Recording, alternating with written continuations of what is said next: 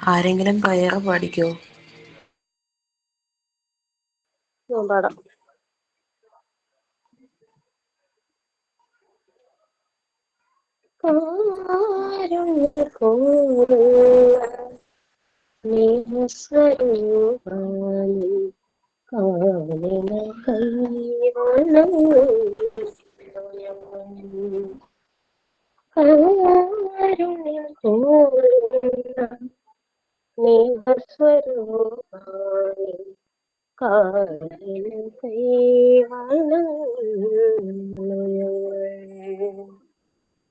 വാനവും ഭൂമിയും മണ്ണുമാകാശവും അഗ്നിയും നിന്റെ അനുഗ്രഹം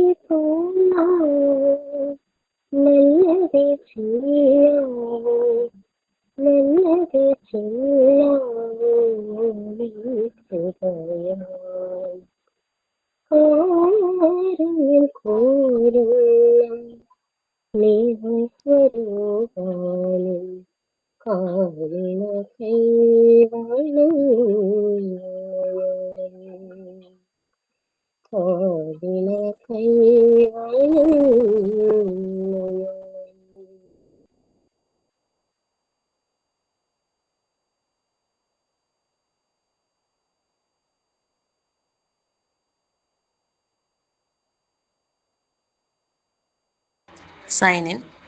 ഞാൻ തനുജ. ഒരു ചെറിയ അനുഭവ കഥ പറഞ്ഞുകൊണ്ട് ഇന്നത്തെ ക്ലാസ് സൈൻ ഇൻ ചെയ്യുന്നു. എഡിസൺ തന്റെ പരീക്ഷണശാലയിൽ നിന്നും വളരെ നാളത്തെ പരിശ്രമം കൊണ്ട് താൻ കണ്ടെത്തിയ ബൾബുമായി പുറത്തു വന്നു. അദ്ദേഹം അത് അവിടെ കാത്തുനിന്ന പത്രക്കാരുടെയും മറ്റു ആളുകളുടെയും മുന്നിൽ പ്രദർശിപ്പിക്കുവാൻ തയ്യാറായി. അവരെല്ലാവരും ആകാംക്ഷയോടെ കാത്തുനിന്നു. അത് പ്രവർത്തിപ്പിക്കുവാനുള്ള തയ്യാറെടുപ്പിനായി അദ്ദേഹം ആ ബൾബ് തന്റെ അസിസ്റ്റന്റിന്റെ കയ്യിലേക്ക് നൽകി. കഷ്ടകാലമെന്ന് പറയട്ടെ, അയാളുടെ കയ്യിൽ നിന്നും അത് നിലത്ത് വീണ് പൊട്ടിപ്പോയി. എല്ലാവരും സ്തബ്ധരായി. നിരാശ കടിച്ചമർത്തിക്കൊണ്ട് എഡിസൺ അവിടെ കൂടിയവരോട് പറഞ്ഞു, ഇനി ഇത് പുനർനിർമ്മിക്കാൻ 24 മണിക്കൂറെങ്കിലും വേണ്ടിവരും.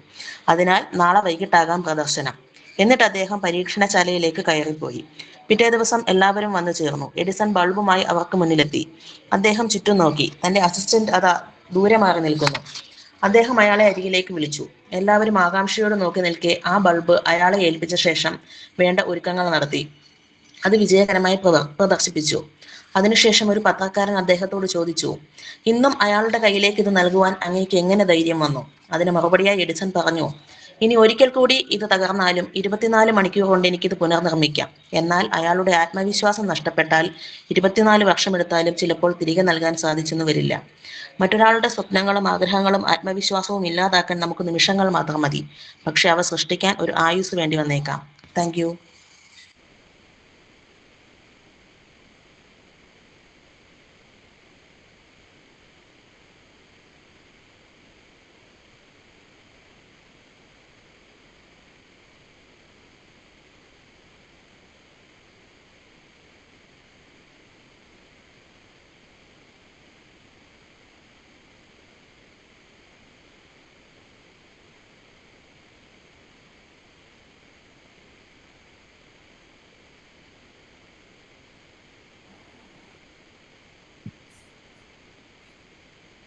Good evening.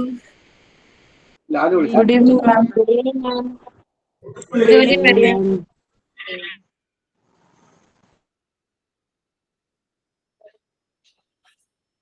Okay, so നാളെ നിങ്ങളുടെ മെയിൻ എക്സാം സ്റ്റാർട്ട് ചെയ്യുവാണല്ലേ? സോ അതിന്റെ ടെൻഷൻ ഉണ്ടോ?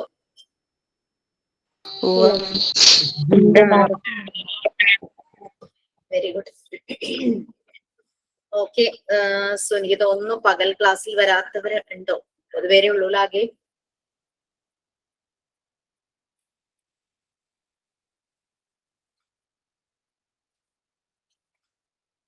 എനിവേ സ്റ്റാർട്ട് ചെയ്യാം. ഞാൻ മെയിൻലി പാർട്ട് 3 കാര്യങ്ങളാണ് കൂടുതൽ പറയാൻ ഉദ്ദേശിക്കുന്നത്.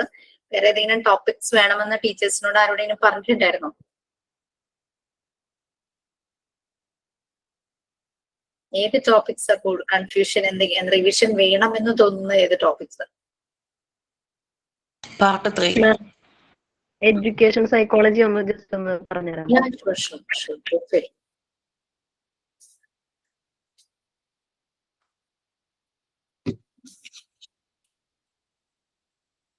ഓക്കെ, നമ്മൾ സൈക്കോളജി എന്താ സ്റ്റാർട്ട് ചെയ്യാലോ? ഓക്കെ അല്ലേ? കഴിഞ്ഞില്ലേ? എന്റെ ഒരു സ്റ്റോറി മീൻസ് റിയൽ സ്റ്റോറി പറഞ്ഞുകൊണ്ടിരിക്കുകയായിരുന്നു, ഞങ്ങൾക്ക് കേട്ടിരുന്നു. ഓക്കെ, നമുക്കറിയാം സൈക്കോളജി എന്ന് പറയുന്നത് ഒരു സയൻസ് ആണ്. Science means it's A fact. അതില് എന്താ പറയാ, ആവശ്യമില്ലാത്ത ഒന്നുമില്ല. It's A fact. പ്രാക്ടീസ് അല്ലെങ്കിൽ എക്സ്പീരിയൻസ് ചെയ്യുന്നു, എക്സ്പെരിമെന്റിലൂടെ കാര്യങ്ങൾ അനലൈസ് ചെയ്യുന്നു, റിസർച്ച് ചെയ്യുന്നു, അങ്ങനെ ഉള്ള ഒരു സയൻസ് ആണ്. സൈക്കോളജി എന്ന് പറയുന്നത് ഹ്യൂമൻ ബിഹേവിയർ അതിനെ ഡീല് ചെയ്യുന്ന ഒരു സയൻസ് ആണ് നമ്മൾ പറയുന്നത്. ഈ സൈക്കോളജി പല ഭാഗങ്ങളിലും അപ്ലൈ ചെയ്യാറുണ്ട്. സൈക്കോളജി ഇങ്ങനെ ഭയങ്കരമായിട്ട് പടർന്ന് പന്തലിച്ച് നിൽക്കുന്ന ഒരു മരം പോലെയാണ്. സോ ഇത് പല ഏരിയയിലും അപ്ലൈ ചെയ്യാറുണ്ട്. പണ്ടുകാലത്ത് കേൾക്കുമ്പോൾ നമുക്കൊരു അണീസ്നെസ്, ഒരു ട്രോമ പോലെയാണ്. ഒരു പ്രശ്നമുണ്ട്, അതാണ് സൈക്കോളജിസ്റ്റിനെ കാണുന്നതും ഈവൻ സൈക്കോളജിയെ കുറിച്ച് സംസാരിക്കുമ്പോൾ പോലും. പക്ഷെ ഇപ്പൊ അത് മാറി, പോസിറ്റീവായിട്ട് ആളുകൾ അതിനെ കണ്ടുവരും. അങ്ങനെ സൈക്കോളജി എഡ്യൂക്കേഷണൽ സെറ്റിംഗ്സിൽ അപ്ലൈ ചെയ്തു. അതാണ് എഡ്യൂക്കേഷണൽ സൈക്കോളജി എന്ന് പറയുന്നത്. സൈക്കോളജി എന്ന് പറയുന്നത് സ്റ്റഡി ഓഫ് ഹ്യൂമൻ ബിഹേവിയർ ആണ്. എഡ്യൂക്കേഷണൽ സൈക്കോളജി എന്ന് പറയുമ്പോൾ അപ്പോ എഡ്യൂക്കേഷണൽ സെറ്റിംഗ്സിൽ വരുന്ന ഹ്യൂമന്റെ ബിഹേവിയർ സ്റ്റഡി ചെയ്യുന്ന ഒരു സയൻസ്. സോ ഡെഫിനറ്റ്ലി നമ്മുടെ മുന്നിൽ വരുന്ന കുട്ടികളുടെ ബിഹേവിയർ സ്റ്റഡി ചെയ്യുന്ന ഒരു സയൻസ് ആണ് എഡ്യൂക്കേഷണൽ സൈക്കോളജി എന്ന് പറയുന്നത്. അപ്പൊ സൈക്കോളജി എഡ്യൂക്കേഷൻ സെറ്റിംഗ്സിൽ അപ്ലൈ ചെയ്ത ഒരു സയൻസ് ആണ് എഡ്യൂക്കേഷണൽ സൈക്കോളജി എന്ന് പറയുന്നത്. സോ എഡ്യൂക്കേഷണൽ സൈക്കോളജി എന്ന് പറയുന്നത് ഒരു അപ്ലൈഡ് സയൻസ് ആണ്. എഡ്യൂക്കേഷണൽ സിസ്റ്റം നമുക്കറിയാം ഓരോ വർഷം കഴിയുന്തോറും അപ്ഡേറ്റഡ് ആയിക്കൊണ്ടിരിക്കുക, ഗ്രോയിങ് ആണ് അല്ലെ? അപ്പൊ എഡ്യൂക്കേഷണൽ സൈക്കോളജി എന്ന് പറയുന്നത് ഒരു ഗ്രോയിങ് സയൻസും ആണ്. എഡ്യൂക്കേഷൻ സിസ്റ്റം ആ സെറ്റിംഗ്സ് അപ്ഡേറ്റഡ് ആവുന്നുണ്ടെങ്കിൽ അതിൽ അപ്ലൈ ചെയ്യുന്ന എഡ്യൂക്കേഷൻ സൈക്കോളജിയും അപ്ഡേറ്റഡ് ആകുന്നുണ്ട്. സോ എഡ്യൂക്കേഷണൽ സൈക്കോളജി ഒരു ഗ്രോയിങ് സയൻസ് ആണ്. പിന്നെ വളരെ പോസിറ്റീവായിട്ടാണ് ആളുകൾ അപ്രോച്ച് ചെയ്യുന്നതും അതിനെ കാണുന്നതും. കാരണം കുട്ടികളുടെ ഡെവലപ്മെന്റിന് വേണ്ടിയിട്ടുള്ളതാണത്. കുട്ടികളുടെ ബിഹേവിയർ ശരിക്കും മനസ്സിലാക്കിയാൽ മാത്രമാണ് നമുക്ക് ആ കുഞ്ഞുങ്ങളിൽ എന്ത് ഇന്റർവെൻഷൻസ് നടത്താൻ പറ്റും. How to teach, when to teach, whom to teach, where to teach, നമുക്ക് എങ്ങനെ പഠിപ്പിക്കാൻ പറ്റും, എന്ത് മെത്തേഡ് യൂസ് ചെയ്യണം, ആരെ ഏത് സമയത്ത് എന്നുള്ളത് മനസ്സിലാവുള്ളൂ ടീച്ചേഴ്സിന്. ടീച്ചിങ് ജോബ് ചെയ്യുന്ന ഏത് കോഴ്സ് ആണെങ്കിലും അതിലെല്ലാം എഡ്യൂക്കേഷണൽ സൈക്കോളജി പഠിക്കേണ്ടതുണ്ട്, വളരെ ഇമ്പോർട്ടന്റ് ആണ്.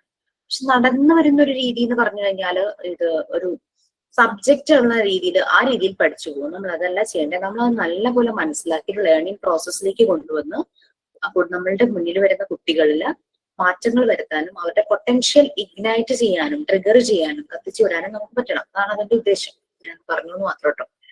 എക്സാം പോയിന്റ് ഓഫ് വ്യൂവിലേക്ക് കിടക്കാം. അപ്പൊ നമ്മൾ പറഞ്ഞു എഡ്യൂക്കേഷൻ സൈക്കോളജി എന്ന് പറഞ്ഞു കഴിഞ്ഞാൽ ഒരു അപ്ലൈഡ് സയൻസ് ആണ്. അത് കാലാകാലങ്ങളിൽ അപ്ഡേറ്റ് ചെയ്യപ്പെടുന്നു, അപ്ഗ്രേഡ് ചെയ്യപ്പെടുന്നു. So it's A growing science. Okay, പിന്നെ ആളുകൾ അതിനെ വളരെ ഇമ്പോർട്ടൻസ് കൊടുക്കുന്നു, പോസിറ്റീവായിട്ടാണ് കാണുന്നത്. So it's A positive science. പിന്നെ അത് ബേസിക്കലി പ്രാക്ടിക്കൽ ബേസ്ഡ്, അതായത് എല്ലാ കുട്ടികളും ഒരുപോലെയല്ല. നമ്മൾ ഇൻഡിവിജ്വൽ ഡിഫറൻസിൽ പറഞ്ഞു, തമ്മിൽ ഡിഫറൻസ് ഉണ്ട്, അവർ യുണീക്കാണ്. എല്ലാ കുട്ടികളും ഒരുപോലെയല്ല, യുണീക്കാണ്. അപ്പൊ ആ കുട്ടികളുടെ പ്രത്യേകതകൾ മനസ്സിലാക്കി അവരെ നല്ല രീതിയിൽ പ്രൊമോട്ട് ചെയ്യുക, അവർക്ക് വേണ്ടുന്ന അവരുടെ നീഡ്സ് അനുസരിച്ച് ഒരു എൻവയോൺമെന്റ് ക്രിയേറ്റ് ചെയ്ത് അവർ നല്ല രീതിയിൽ അവരുടെ അക്കാദമിക്സും അവരുടെ പേഴ്സണാലിറ്റിയും എല്ലാം ഡെവലപ്പ് ചെയ്യുക എന്നുള്ളതാണ് നമ്മുടെ ഉദ്ദേശം. സോ അപ്പൊ അതുകൊണ്ട് അവിടെ കംപ്ലീറ്റ് തിയറിയെ ബേസ് ചെയ്ത് നമുക്ക് അതിനെ മുന്നോട്ട് കൊണ്ടുപോകാൻ പറ്റില്ല. അതായത് ജീവനുള്ള മനുഷ്യ കുഞ്ഞുങ്ങളാണല്ലോ. അപ്പൊ അല്ലാതെ മെഷീൻസോ അങ്ങനെയൊന്നുമില്ല ഒരേ തിയറി തന്നെ അപ്ലൈ ചെയ്യാനായിട്ട്. അതുകൊണ്ട് ഇതൊരു തിയറിറ്റിക്കൽ ബേസ്ഡ് ആയിട്ടുള്ള അപ്രോച്ച് അല്ല, അതായത് നോർമേറ്റീവ് സയൻസ് അല്ല. നോർമേറ്റീവ് സയൻസ് എന്ന് പറഞ്ഞു കഴിഞ്ഞാൽ പ്യുവർലി ബേസ്ഡ് ഓൺ തിയറി. നമുക്ക് എന്ത് പറയാം, എഡ്യൂക്കേഷണൽ സൈക്കോളജി ഒരു അപ്ലൈഡ് സയൻസ് ആണ്. എഡ്യൂക്കേഷണൽ സൈക്കോളജി ഒരു ഗ്രോയിങ് സയൻസ് ആണ്. എഡ്യൂക്കേഷണൽ സൈക്കോളജി ഒരു പോസിറ്റീവ് സയൻസ് ആണ്. എഡ്യൂക്കേഷണൽ സൈക്കോളജി ഒരു നോർമേറ്റീവ് സയൻസ് അല്ല. ഇതാണ് അതിന്റെ ഇമ്പോർട്ടന്റ് ആയിട്ടുള്ള കാര്യം. പിന്നെ എഡ്യൂക്കേഷണൽ സൈക്കോളജിയിൽ മെയിൻ ആയിട്ട് 5 കീ ഫാക്ടേഴ്സ് ഉണ്ട്. അതായത് എഡ്യൂക്കേഷണൽ സെറ്റിംഗ്സിൽ ഉണ്ടാകുന്ന 5 കീ ഫാക്ടേഴ്സ്. അതിലൊന്നാണ് ഫെസിലിറ്റേറ്റർ അല്ലെങ്കിൽ എഡ്യൂക്കേറ്റർ, വേണമെങ്കിൽ ടീച്ചർ എന്നും പറയാം. പിന്നെ ലേണർ അല്ലെങ്കിൽ സ്റ്റുഡന്റ്, പ്യൂപ്പിൾ അങ്ങനെയും പറയാം അല്ലെ, കുട്ടികൾ. പിന്നെ അവർ രണ്ടുപേരും മീറ്റ് ചെയ്യുന്ന ഒരു ഇടം, ലേണിംഗ് എൻവിയോൺമെന്റ് അല്ലെങ്കിൽ ലേണിംഗ് സിറ്റുവേഷൻസ് അല്ലെ, ക്ലാസ് റൂം ആകാം. ഓക്കെ, അത്. ഇനി അവർ കടന്നു പോകുന്ന ഏരിയ, കടന്നു പോകുന്ന ആ ഒരു പ്രോസസ്, ലേണിംഗ് പ്രോസസ്, ഇവർ രണ്ടുപേരും അതിൽ നിന്നും അവർക്ക് കിട്ടുന്നത് ലേണിംഗ് എക്സ്പീരിയൻസസ്. ഈ 5 കീ ഫാക്ടേഴ്സ് ആണ് മെയിൻ ആയിട്ടും എഡ്യൂക്കേഷണൽ സൈക്കോളജിയിൽ ഉള്ളത്. ഫെസിലിറ്റേറ്റർ അല്ലെങ്കിൽ എഡ്യൂക്കേറ്റർ, രണ്ടാമത്തെ ആള് ലേണർ, രണ്ടുപേരും വരുന്ന ഇടം ലേണിംഗ് എൻവിയോൺമെന്റ് അല്ലെങ്കിൽ ലേണിംഗ് സിറ്റുവേഷൻ. അതിലൂടെ അവരുടെ ആക്ടിവിറ്റി എന്ന് പറയുന്നത് ലേണിംഗ് പ്രോസസ് ആണ്. ലേണിംഗ് പ്രോസസ്സിലൂടെ അവര് അനുഭവിക്കുന്നത്, അവർക്ക് കിട്ടുന്ന ഒരു റിസൾട്ട് ലേണിംഗ് എക്സ്പീരിയൻസസ്. ഓക്കെ, ഇനി നമുക്കറിയാം നമ്മുടെ മുന്നിൽ 1, 5, 10, 20, 30, 50 കുട്ടികൾ വന്നാൽ ഇവരെല്ലാരും യുണീക്ക് ആണെന്ന് നമുക്കറിയാം. ഒരു കുട്ടിയിൽ അപ്ലൈ ചെയ്തത് മറ്റേ കുട്ടിയിൽ അപ്ലൈ ചെയ്യാൻ പറ്റണമെന്നില്ല. ഈവൻ കുറച്ചങ്ങ് കഴിയുമ്പോൾ നമുക്ക് ഗ്രൂപ്പ് ആക്ടിവിറ്റീസ് ഒക്കെ ചെയ്ത് തുടങ്ങാം എന്നല്ലാതെ പെട്ടെന്ന് നമുക്ക് ഒരു കുട്ടിയിലെ അതേ കാര്യം തന്നെ മറ്റേ കുട്ടിയിൽ അപ്ലൈ ചെയ്യാൻ പറ്റില്ല. നമ്മൾ ഇവരെ നല്ല രീതിയിൽ ഒബ്സർവ് ചെയ്യണം. അപ്പൊ ഒരു മോണ്ടിസോറി ഫെസിലിറ്റേറ്റർക്ക് വേണ്ടത് ഒബ്സർവേഷൻ ആണ്. അവര് ഇൻഡിവിജ്വൽ ആയിട്ടിരിക്കുമ്പോൾ ഒബ്സർവേഷൻ, അവർ ഗ്രൂപ്പിൽ എങ്ങനെ ബിഹേവ് ചെയ്യുന്നു ആ ഒരു ഒബ്സർവേഷൻ, ഇങ്ങനെയെല്ലാം നോക്കി ഇവരുടെ രീതികളെ അനലൈസ് ചെയ്യാനായിട്ട് പല മെത്തേഡ്സ് ഉണ്ട്. അതിൽ പല മെത്തേഡ്സ് നമ്മൾ പറഞ്ഞിട്ടുണ്ടായിരുന്നു. സർവേ മെത്തേഡ് ഉണ്ട്, കേസ് സ്റ്റഡി മെത്തേഡ് ഉണ്ട്, പിന്നെ ഡിഫറൻഷ്യൽ മെത്തേഡ് ഉണ്ട്, സയന്റിഫിക് മെത്തേഡ് ഉണ്ട്, സോർട്ട് അനാലിസിസിന്റെ കാര്യമെല്ലാം പറഞ്ഞിട്ടുണ്ടായിരുന്നു. പിന്നെ അങ്ങനെ ഒബ്സർവേഷൻ, അങ്ങനെ പല കാര്യങ്ങളും നമ്മൾ പറഞ്ഞിട്ടുണ്ടായിരുന്നു. ഓക്കെ, അപ്പൊ അതിന്റെ ഓരോന്നിന്റെയും പ്രത്യേകതകളും ഉണ്ട്. ഞാൻ ജസ്റ്റ് ആണ് എടുക്കട്ടെ കേട്ടോ. അങ്ങനെ കുറച്ച് കാര്യങ്ങളാണ് നമുക്ക് എഡ്യൂക്കേഷൻ സൈക്കോളജിയിൽ വരുന്നത്. മെയിൻ ആയിട്ടും എന്താണ് എഡ്യൂക്കേഷൻ സൈക്കോളജി, എവിടെയാണ് അതിന്റെ ആപ്ലിക്കേഷൻസ് വരുന്നത്, അതിന്റെ കീ ഫാക്ടേഴ്സ്, അങ്ങനെയുള്ള കാര്യങ്ങളൊക്കെയാണ്.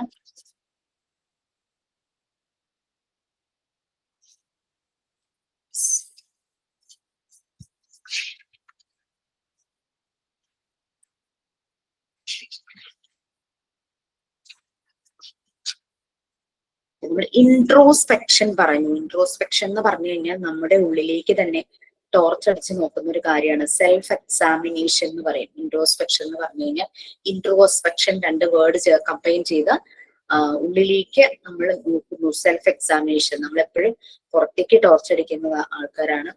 നമ്മളിലേക്ക് തന്നെ വെളിച്ചം അടിച്ച് നമ്മുടെ ഉള്ളിൽ ഇരുട്ട് നീക്കുക എന്നൊരു കൺസെപ്റ്റും കൂടി അടുത്തുണ്ട്. Introspection, looking within one self, അതാണ് ഇൻട്രോസ്പെക്ഷൻ എന്ന് ഉദ്ദേശിക്കുന്നത്. അയാളുടെ ഓൺ തോട്ട്സ്, ഓൺ ഫീലിങ്സ് എല്ലാം മനസ്സിലാക്കാനായിട്ട്.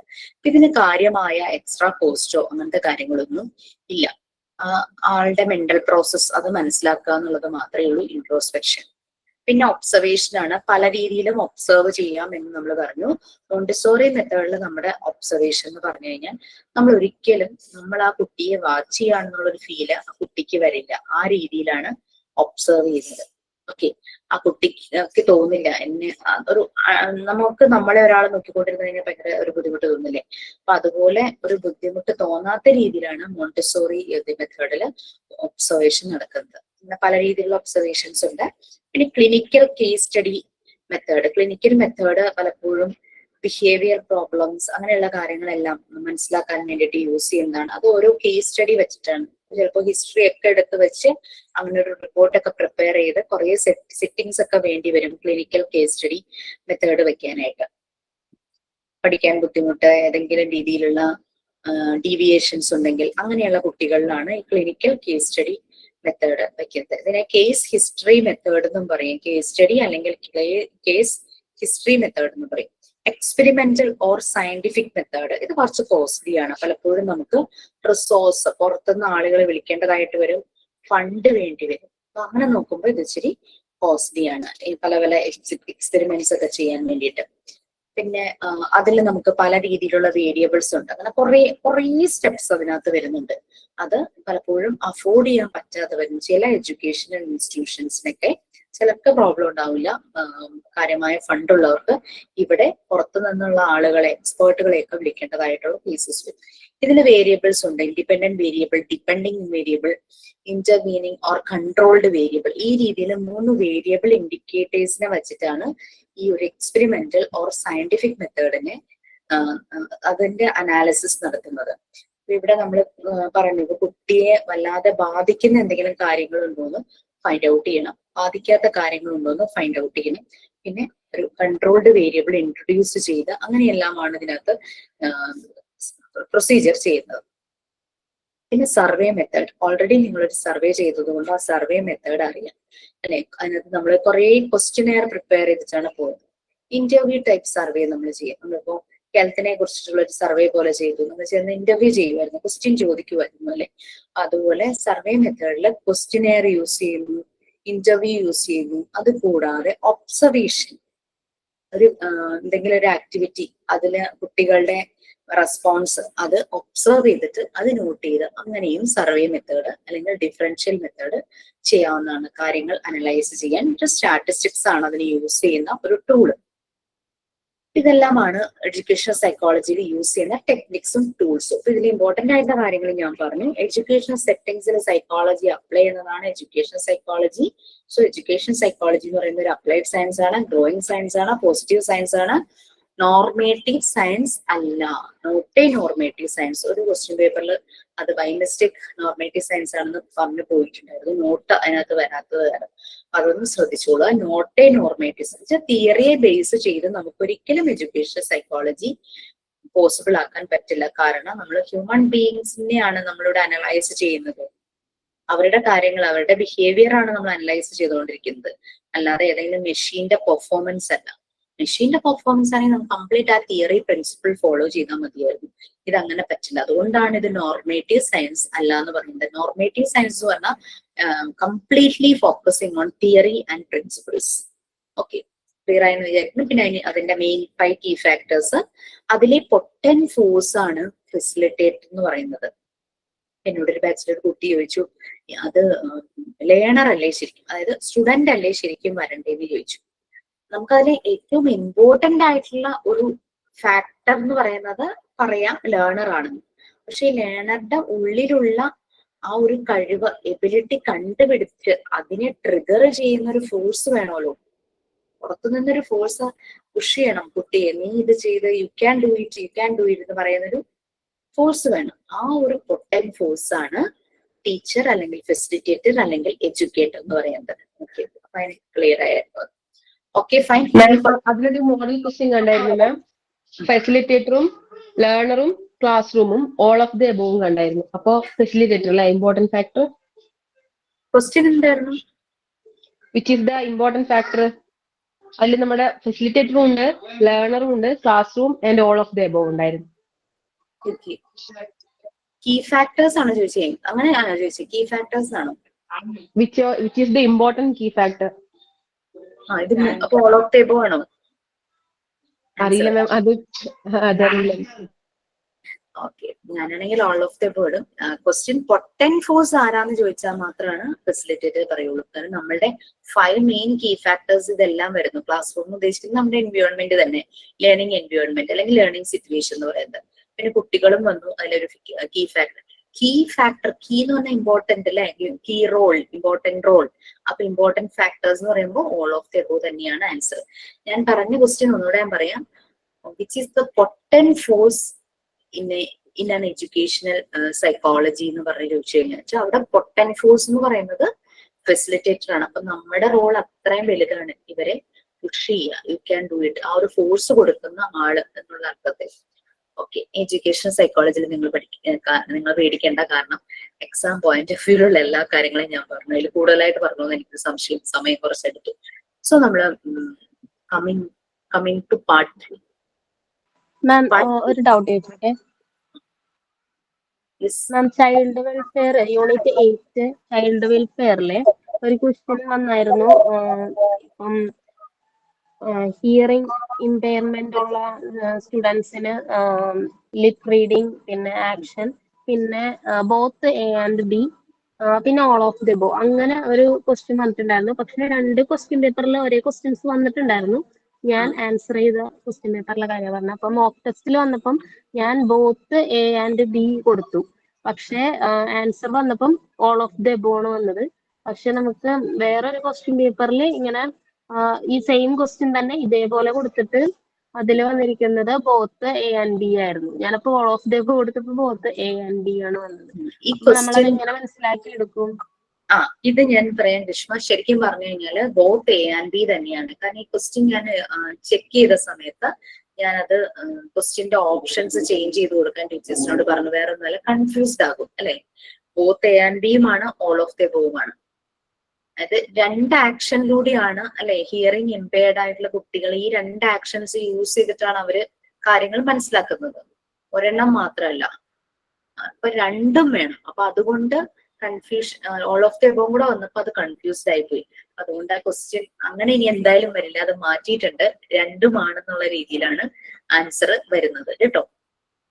ആ ഒരു രീതിയിൽ അത് ചേഞ്ച് ചെയ്തിട്ടുണ്ട്.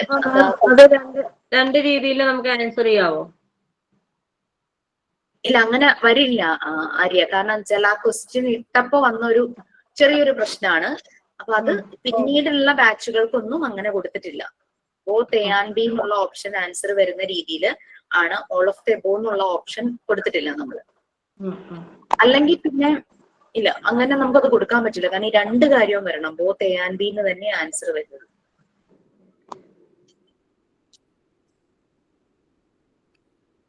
Okay fine.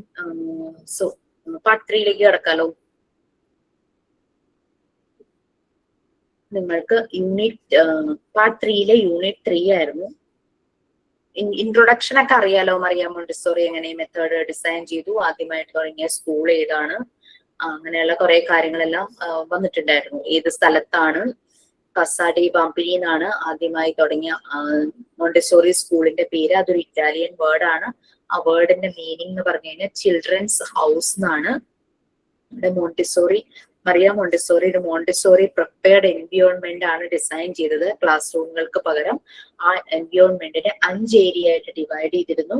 കുട്ടികളായി 5 ഏരിയയിലൂടെ ആക്ടിവിറ്റീസ് ചെയ്താണ് അവർ ഓരോ കാര്യങ്ങളും പഠിക്കുന്നത്. ഇങ്ങനെയുള്ള കാര്യങ്ങളെല്ലാമായിരുന്നു നമ്മൾ പറഞ്ഞിട്ടുണ്ടായിരുന്നു ഫസ്റ്റ് ഇതില്.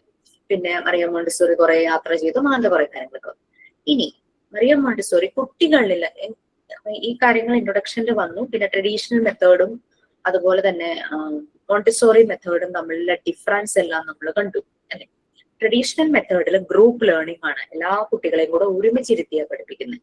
മോണ്ടിസോറി മെത്തേഡിൽ ഇൻഡിവിജ്വൽ ലേണിംഗ് ആണ്, ഓരോരുത്തരും ഓരോ രീതിയിലാണ്. അവരുടെ സ്പീഡ് അനുസരിച്ച് അതിനുള്ള സ്പേസ് അവർക്ക് അവിടെ കിട്ടുന്നു.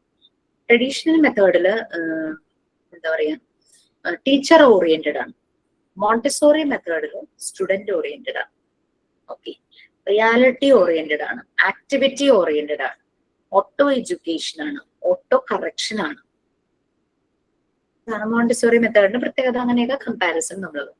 ഇനി കുട്ടികളുടെ നാച്ചുറൽ ഡെവലപ്മെന്റ് എങ്ങനെയാണ് എന്നുള്ള കാര്യമാണ് നമ്മൾ പറയുന്നത്.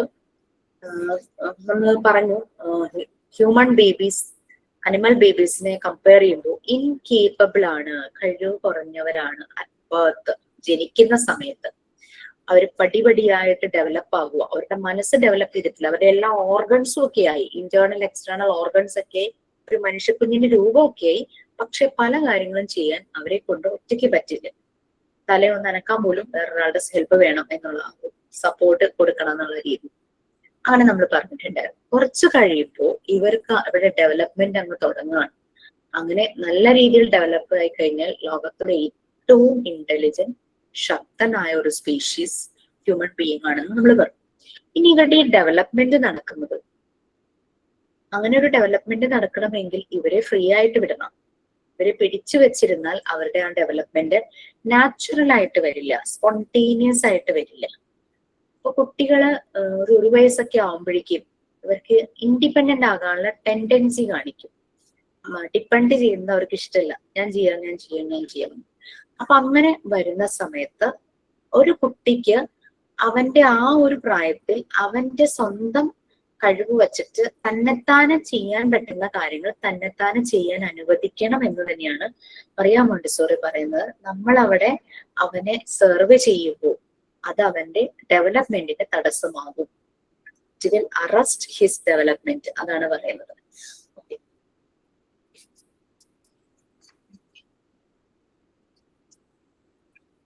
ഇനി ഈ ഡെവലപ്മെന്റ് ഒരു ലോ എന്നുള്ള രീതിയിൽ നമ്മൾ സ്റ്റെപ്പ് ബൈ സ്റ്റെപ്പ് ആയിട്ട് പറഞ്ഞു. ഈ ഡെവലപ്മെന്റിന് ഹെൽപ്പ് ചെയ്യുന്ന രണ്ട് ഇന്റേണൽ ടൂൾസ്, എയ്ഡ്സ്, സപ്പോർട്ട് ചെയ്യുന്ന രണ്ട് കാര്യങ്ങൾ ഈ കുട്ടികളുടെ ഉള്ളിൽ തന്നെ ഉണ്ട്. ഒന്ന് അവരുടെ അബ്സോർബൻ മൈൻഡ്, എന്ത് കണ്ടാലും അത് അങ്ങനെ പിടിച്ചെടുക്കുന്ന ഒരു മനസ്സ്. സെക്കൻഡ് വൺ, അവർ സെൻസിറ്റീവ് പീരിയഡിലൂടെയാണ് കടക്കുന്നത്. അവരവരുടെ എല്ലാ സെൻസസും യൂസ് ചെയ്തിട്ടാണ് പല കാര്യങ്ങളും പഠിക്കുന്നത്. അതാണ് ലോ ഓഫ് നാച്ചുറൽ ഡെവലപ്മെന്റിലെ ഫസ്റ്റ് വൺ ആണ് ലോ ഓഫ് വർക്ക്. അവർക്ക് ഇഷ്ടമുള്ള ഒരു ആക്ടിവിറ്റി ചൂസ് ചെയ്യാനുള്ള ഫ്രീഡം കിട്ടി. അത് ചൂസ് ചെയ്തു, മെറ്റീരിയൽസ് ചൂസ് ചെയ്ത് അവർ ആക്ടിവിറ്റി ചെയ്യുവാണ്. അവരെ സംബന്ധിച്ച് അതൊരു കളിയാണ്, പക്ഷെ അവർ വർക്ക് ചെയ്തുകൊണ്ടിരിക്കുകയാണ്. ആ ആക്ടിവിറ്റിയിലൂടെ അവരുടെ പല ഡെവലപ്മെന്റും പ്രോഗ്രസ് ആവുക. അതാണ് ഈ മെത്തേഡിന്റെ ഒരു പ്രത്യേകത. ഇനി നെക്സ്റ്റ്, അങ്ങനെ അവർ തന്നെ ആക്ടിവിറ്റി ചെയ്യുമ്പോൾ അവർ ഇൻഡിപെൻഡന്റ് ആകും. ഹെൽപ്പ് വേണ്ടി വരില്ല. നമ്മൾ ആദ്യം ഒരു ഡെമോ കാണിച്ചു കൊടുക്കും, എന്നിട്ടാണ് അവരത് ചെയ്തു തുടങ്ങുന്നത്. അവർ ഇൻഡിപെൻഡന്റ് ആകും. ഇവരെ ഒന്ന് ഫ്രീ ആക്കിയാൽ മാത്രമാണ് ഇവർ ഇൻഡിപെൻഡന്റ് ആവുള്ളൂ. അതേസമയം നമ്മൾ അവരെ പിടിച്ചു വെക്കുവാണ് എന്നുണ്ടെങ്കിൽ അവരാ ഇൻഡിപെൻഡന്റ് ആകുന്നത് അങ്ങനെ താന്നു പോകും. പിന്നെ അവരുടെ പേഴ്സണാലിറ്റി ഡെവലപ്പ് ചെയ്യുന്നു. പേഴ്സണാലിറ്റി ഡെവലപ്പ് ചെയ്യുന്ന ഫസ്റ്റ് സ്റ്റേജ് എന്ന് പറഞ്ഞാൽ ത്രൂ റിപ്പിറ്റേഷൻ. പലതവണ ഒരു ആക്ടിവിറ്റി ചെയ്യുമ്പോഴേക്കും അവർ ചെയ്യുന്ന ആക്ഷൻസിന്റെ കൺട്രോൾ അവർക്ക് കിട്ടുന്നു. അതാണ് റിപ്പിറ്റേഷന്റെ ഒരു ഗുണം. അങ്ങനെ ഇഷ്ടപ്പെട്ട ആക്ടിവിറ്റി ചെയ്യുന്നത് കാരണം അവര് വളരെ ശ്രദ്ധയോടുകൂടിയും കോൺസെൻട്രേഷനോട് കൂടിയും അവരത് ചെയ്യും. അത് മാത്രമല്ല, അവരാ ഇഷ്ടപ്പെട്ടെടുത്ത മെറ്റീരിയൽ ആണല്ലോ, അതിനെ വളരെ സൂക്ഷിച്ച് കൈകാര്യം ചെയ്യും. ചുറ്റുമുള്ള ആരെയോ ചുറ്റുമുള്ള കാര്യങ്ങളെയോ ഒന്നും അവർ ഡിസ്റ്റർബ് ചെയ്യുന്നില്ല. ദാറ്റ് മീൻസ് അവരുടെ സെൽഫ് ഡിസിപ്ലിൻ ഡെവലപ്പ് ചെയ്യുന്നു. സ്പോണ്ടേനിയസ് സെൽഫ് ഡിസിപ്ലിൻ അതാണ് ഒരു ഫ്രൂട്ടാണ്. അവരെ ഫ്രീ ആക്കിയപ്പോൾ, ഇൻഡിപെൻഡന്റ് ആക്കിയപ്പോൾ കിട്ടിയ ഒരു റിസൾട്ടാണ് സ്പോണ്ടേനിയസ് സെൽഫ് ഡിസിപ്ലിൻ എന്ന് പറയുന്നത്. അപ്പൊ ഇൻഡിപെൻഡന്റ് ആയപ്പോൾ കിട്ടിയ ഒരു ഫ്രൂട്ട്, അല്ലെ, നല്ലൊരു ഫ്രൂട്ടാണ് self discipline, spontaneous self discipline എന്ന് പറയുന്നത്. പിന്നെ അവർക്ക് ഇഷ്ടപ്പെട്ട ഒരു ആക്ടിവിറ്റി ചെയ്യാനായിട്ടുള്ള മെറ്റീരിയൽസ് പ്രൊവൈഡ് ചെയ്തു, അതിനുള്ള ടൈം കൊടുത്തു, അതിനുള്ള ഒരു ഏരിയ പ്രൊവൈഡ് ചെയ്തു കൊടുത്തു. ഡെഫിനറ്റ്ലി നമ്മൾ പറഞ്ഞാൽ അവരനുസരിക്കും. സോ അവരിൽ തന്നെ ഉണ്ടാകുന്നതാണ് ഒബീഡിയൻസ്. അത് ഈ പറഞ്ഞ ഡിസിപ്ലിൻ, അച്ചടക്കവും അനുസരണയും ഒന്നും വഴക്ക് പറഞ്ഞോ തല്ലിയിട്ടോ പണിഷ്മെന്റ് കൊടുത്തിട്ടോ ഒന്നുമല്ല ഉണ്ടായത്. തന്നെ ഡെവലപ്പ് ചെയ്യുക. അതിന്റെ റൂട്ട് എന്തായിരുന്നു? ആ ഫ്രീഡം കൊടുത്തു. But freedom within the limits ആണ്. അതായത് എന്തെങ്കിലും ഗുഡ് ബാഡ് ഇതിനകത്ത് എന്തെങ്കിലും ബാഡ് ആയിട്ട് സംഭവിക്കുകയാണെങ്കിൽ അവിടെ ലിമിറ്റ്സ് സെറ്റ് ചെയ്യാം ഫെസിലിറ്റേറ്റർക്ക്. വീട്ടിലാണെങ്കിൽ പാരന്റ്സ്. ഓക്കെ. പിന്നെ അവരുടെ ഇന്റലിജൻസ് ഡെവലപ്പ് ചെയ്യുന്നത്, അവരുടെ ഇമാജിനേഷൻ, ക്രിയേറ്റിവിറ്റി എല്ലാം ഡെവലപ്പ് ചെയ്യുന്നത്. മറിയ മോണ്ടിസോറി പറയുന്നത് കുട്ടികളെ റിയാലിറ്റിയുമായിട്ട് കണക്ട് ചെയ്യണം, ഒരിക്കലും ഫാന്റസിയുമായിട്ട് കണക്ട് ചെയ്യരുത്. കുട്ടികൾക്ക് റിയൽ സ്റ്റോറീസ് കൊടുക്കണം, ഫ്രീഡം കൊടുക്കണം. അപ്പൊ ഇങ്ങനെ കുട്ടികളുടെ ഇമാജിനേഷൻ ഡെവലപ്പ് ചെയ്യാൻ എന്തെല്ലാം അവർക്ക് പ്രൊവൈഡ് ചെയ്യാം? പല രീതിയിലുള്ള റിയൽ തിങ്സുമായിട്ട് എക്സ്പീരിയൻസ് ചെയ്യാനുള്ള ഒരു അവസരം. പിന്നെ കോൺക്രീറ്റ് ആയിട്ടുള്ള ഒബ്ജക്ട്സ് കൊടുക്കുക. അവർക്ക് കാണാൻ പറ്റുന്നത്, തൊട്ടു നോക്കാൻ പറ്റുന്ന, അങ്ങനെ കാണുന്ന ഒബ്ജക്ട്സ് പ്രൊവൈഡ് ചെയ്യുക. മോണ്ടിസോറി മെറ്റീരിയൽസ് എല്ലാം അങ്ങനെയാണല്ലേ, കോൺക്രീറ്റ് ഒബ്ജക്ട്സ് ആണ്. കറക്റ്റ് വലിയതായിരിക്കും, അവർക്ക് പിടിച്ചു നോക്കാൻ പറ്റും, തൊട്ടു നോക്കി പല രീതിയിലും പല കാര്യങ്ങളും മനസ്സിലാക്കാൻ പറ്റും, കാണാൻ ഇഷ്ടമുള്ളതായിരിക്കും. അങ്ങനെ കോൺക്രീറ്റ് ഒബ്ജക്ട്സ് പ്രൊവൈഡ് ചെയ്യുക അവർക്ക്. പിന്നെ റിയൽ സ്റ്റോറീസ് പറഞ്ഞു കൊടുക്കുക, ഫ്രീഡം കൊടുക്കുക, നേച്ചറുമായിട്ട് കണക്ട് ചെയ്യുക. ഇതെല്ലാമാണ് കുട്ടികളിൽ ഇമാജിനേഷൻ ഡെവലപ്പ് ചെയ്യാനായിട്ട് പ്രൊവൈഡ് ചെയ്യേണ്ട കാര്യങ്ങളെന്ന് മറിയ മോണ്ടിസോറി പറഞ്ഞിട്ടുണ്ട്. നമ്മളുടെ നേച്ചറുമായിട്ട് വൈഡ് ആയിട്ടുള്ള ആക്സസ് ഇതെല്ലാമാണ്.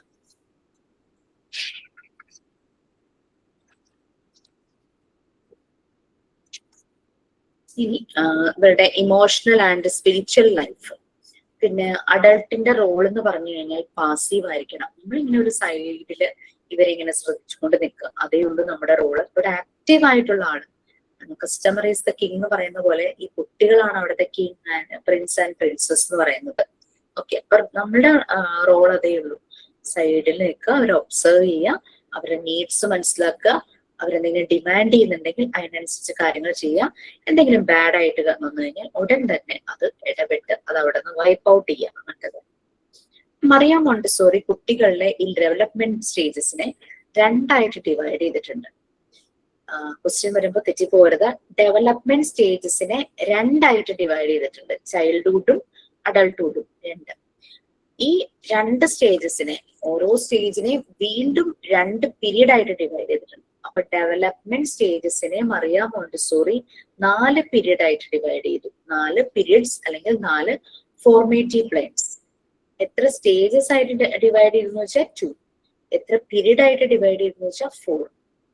ആ 4ന്റെ ഏജ് ഒക്കെ നിങ്ങൾക്ക് അറിയാം അല്ലെ? ഫസ്റ്റ് പീരീഡ്, സെക്കൻഡ് പീരീഡ് എന്നൊക്കെ പറഞ്ഞ് നമ്മൾ കാര്യങ്ങളെല്ലാം പഠിച്ചു.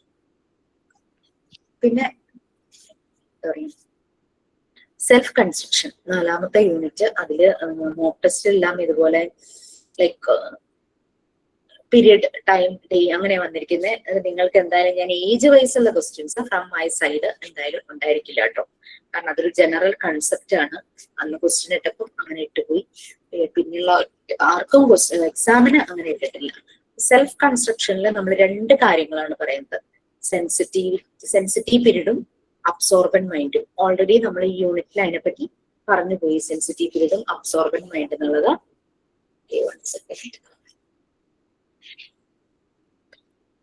വൈവ കുറെ പേരുടെ ഇനി കഴിയാനുണ്ടല്ലേ?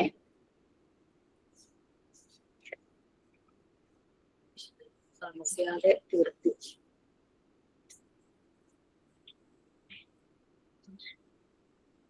ഓക്കെ, സെൻസിറ്റീവ് പീരീഡും അബ്സോർബന്റ് മൈൻഡും. പിന്നെ വൈവിയിൽ ഒരു കാര്യം ഞാൻ നിങ്ങൾക്ക് പറഞ്ഞോട്ടെ, എല്ലാ ബാച്ചിലും വരുന്ന ഒരു കൺഫ്യൂഷൻ ആയതുകൊണ്ട് പറയുവാണ് കേട്ടോ. വൈവിയില് നമുക്ക് പ്രാക്ടിക്കൽ സെഷനിൽ മാർക്ക് ഇടുന്നതിൽ 2 കോളംസ് ഉണ്ട്. ഒന്ന് മോണ്ടിസോറി അപ്പാരറ്റസും വേറൊരു column teaching aids and other craft എന്നൊക്കെ പറഞ്ഞിട്ട് ഒരു കോളം ഉണ്ട്.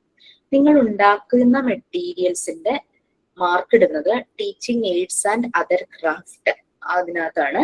മോണ്ടിസോറി അപ്പാരറ്റസ് എന്ന് പറഞ്ഞു കഴിഞ്ഞാൽ നിങ്ങളുടെ മോഡ്യൂൾ 3 പ്രാക്ടിക്കൽ ക്ലാസ് നേരിട്ട് വന്ന് ചെയ്തത്, ഓൺലൈനിൽ കണ്ടത്, പിന്നെ അതുപോലെ തന്നെ 5ാമത്തെ റെക്കോർഡ് എഴുതിയത്, ഇതിനെ ബേസ് ചെയ്തിട്ടായിരിക്കും മോണ്ടിസോറി അപ്പാരറ്റസ് എന്നുള്ളതിന്റെ മാർക്ക് ഇടുന്നത്. മനസ്സിലായോ? അപ്പൊ അത് മാറിപ്പോയത്. പലപ്പോഴും കുട്ടികൾ പറയും മോണ്ടിസോറി അപ്പാരറ്റസിന് മാർക്ക് അല്പം കുറയുമ്പോൾ ഞാൻ എല്ലാ അപ്പാരറ്റസും ഉണ്ടാക്കിയതാണല്ലോ, എന്നിട്ട് എന്താ എനിക്ക് അവിടെ മാർക്ക് കുറഞ്ഞതെന്ന് എല്ലാ ബാച്ചിൽ നിന്ന് ചോദിക്കും. അപ്പൊ ഇതിങ്ങനെ ക്ലിയർ ചെയ്ത് കൊടുക്കണം. അതുകൊണ്ട് ആദ്യം ഞാൻ പറയാണ്. സോ അതൊന്ന് ശ്രദ്ധിച്ചാൽ മതി. റെക്കോർഡ് എഴുതുമ്പോൾ ശ്രദ്ധിച്ച് ഒരു പ്രാവശ്യം വായിച്ചങ്ങനെ എഴുതിപ്പോയാൽ കുറെ കാര്യങ്ങൾ മനസ്സിലാക്കും. സെൻസിറ്റീവ് പീരീഡും അബ്സോർബന്റ് മൈൻഡും ഈ 2 കാര്യങ്ങൾ. സെൽഫ് കൺസ്ട്രക്ഷനിൽ നിന്ന് അങ്ങനെ അധികം ക്വസ്റ്റ്യൻസ് ഒന്നും വരാറില്ല. കൂടി വന്ന 2 ക്വസ്റ്റ്യൻസ് ഒക്കെ ഞാൻ ഇടാറുള്ളൂ കേട്ടോ. തേർഡ്, ഈ പേപ്പർ ചൈൽഡ് സൈക്കോളജിയിൽ എനിക്ക് തോന്നുന്നു ഫ്രം മൈ സൈഡ് 20 ക്വസ്റ്റ്യൻസ് ആണെന്ന് തോന്നുന്നു. മറ്റേതില് മോണ്ടിസോറി തിയറി എന്നൊക്കെ പറയാട്ടോ. Theory മെത്തേഡ്സില്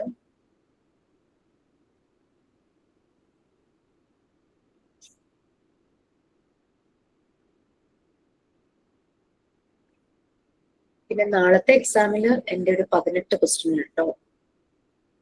18 questions.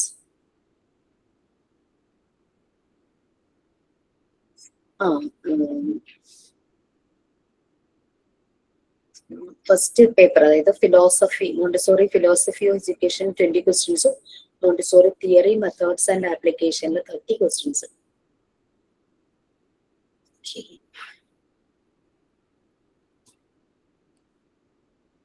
സൈക്കോളജി അല്ലേ മാം?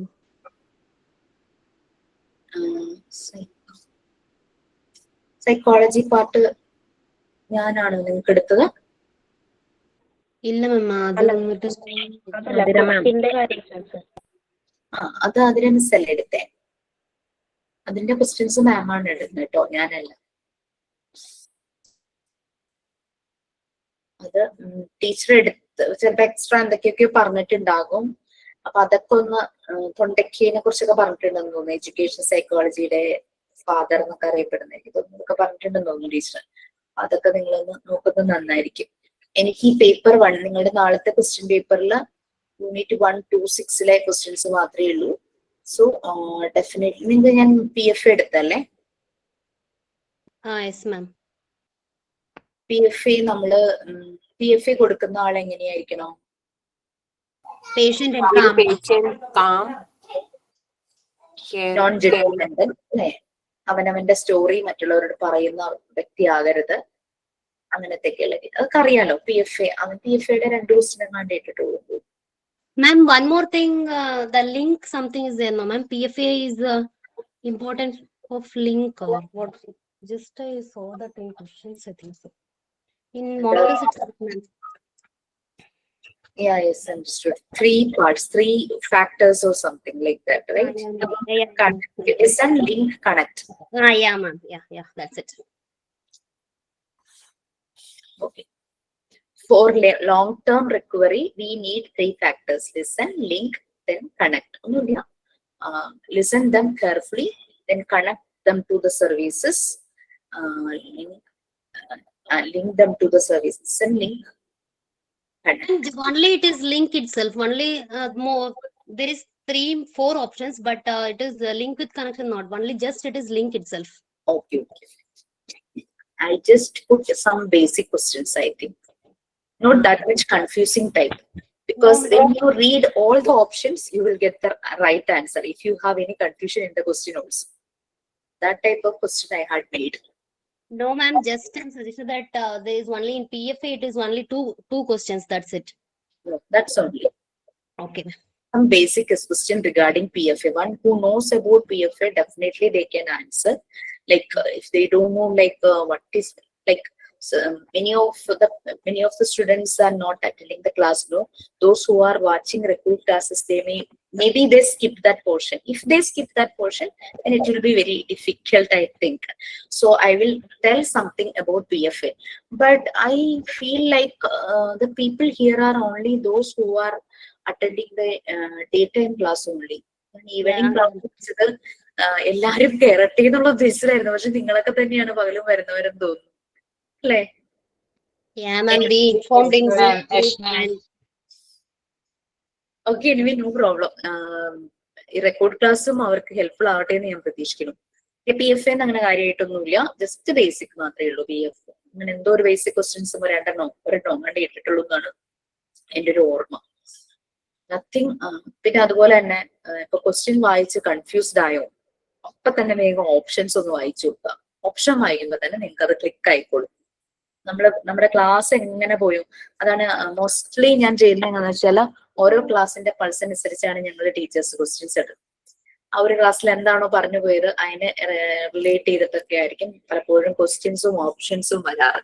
അതുകൊണ്ട് അത് എക്സാമിനെ കുറിച്ച് ഓർത്ത് ആരും ബോധർ ചെയ്യണ്ട, ടെൻഷൻ ഇല്ലാതെ വളരെ റിലാക്സ് ചെയ്ത് എഴുതും. പിന്നെ ബാക്കി ശ്രദ്ധിക്കേണ്ട കാര്യങ്ങൾ അറിയാലോ, നെറ്റ്വർക്ക് അങ്ങനത്തെ എക്സ്റ്റേണൽ ഡിസ്റ്റർബൻസസ് അങ്ങനെയൊന്നും ഇല്ലാതൊക്കെ നോക്കുക. ഫോണിൽ നിന്നാണ് ചെയ്യുന്നതെങ്കിൽ ഫോണിലേക്ക് കോൾ വരുന്നത് വേറെ ആരുടെങ്കിലും ഫോണിലേക്ക് ഫോർവേഡ് ചെയ്ത് വെക്കുകയോ അങ്ങനെ എന്തെങ്കിലുമൊക്കെ ചെയ്ത് വെക്കുക. അപ്പൊ നമുക്കൊരു ഡിസ്റ്റർബൻസ് ഉണ്ടാവില്ലല്ലോ. കാരണം എല്ലാവർക്കും വൈഫൈ ഫെസിലിറ്റി ഉണ്ടാവണമെന്നില്ല, അല്ലെങ്കിൽ നമുക്ക് ഫ്ലൈറ്റ് മോഡിൽ ഇട്ടിട്ട് അങ്ങ് ചെയ്താൽ മതിയായിരുന്നു. പക്ഷെ ഈ വാട്സ്ആപ്പ് കോളൊക്കെ കയറി വരും, അങ്ങനത്തെ ഒരു പ്രശ്നമൊക്കെ ഉണ്ട്. അതൊക്കെ നിങ്ങളൊന്ന് exam. It was very good, ma'am. There is no noise or anything. It was very good. We can write it comfortably. Okay, then follow the same thing. Problem ഉണ്ടല്ലോ. അപ്പൊ term 1 and term 2 is it's just for that, making it more perfect your main exams. Like it is the base.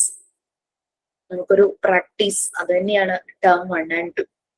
അതിനായിട്ട് mark കിട്ടുമ്പോൾ you will definitely feel like I can do this more എന്നുള്ള രീതിയിൽ കിട്ടും. അത് എക്സാമിനെ കുറിച്ച് ഓർത്ത് bother ചെയ്യണ്ട കേട്ടോ, അതിനെ പേടിക്കണം.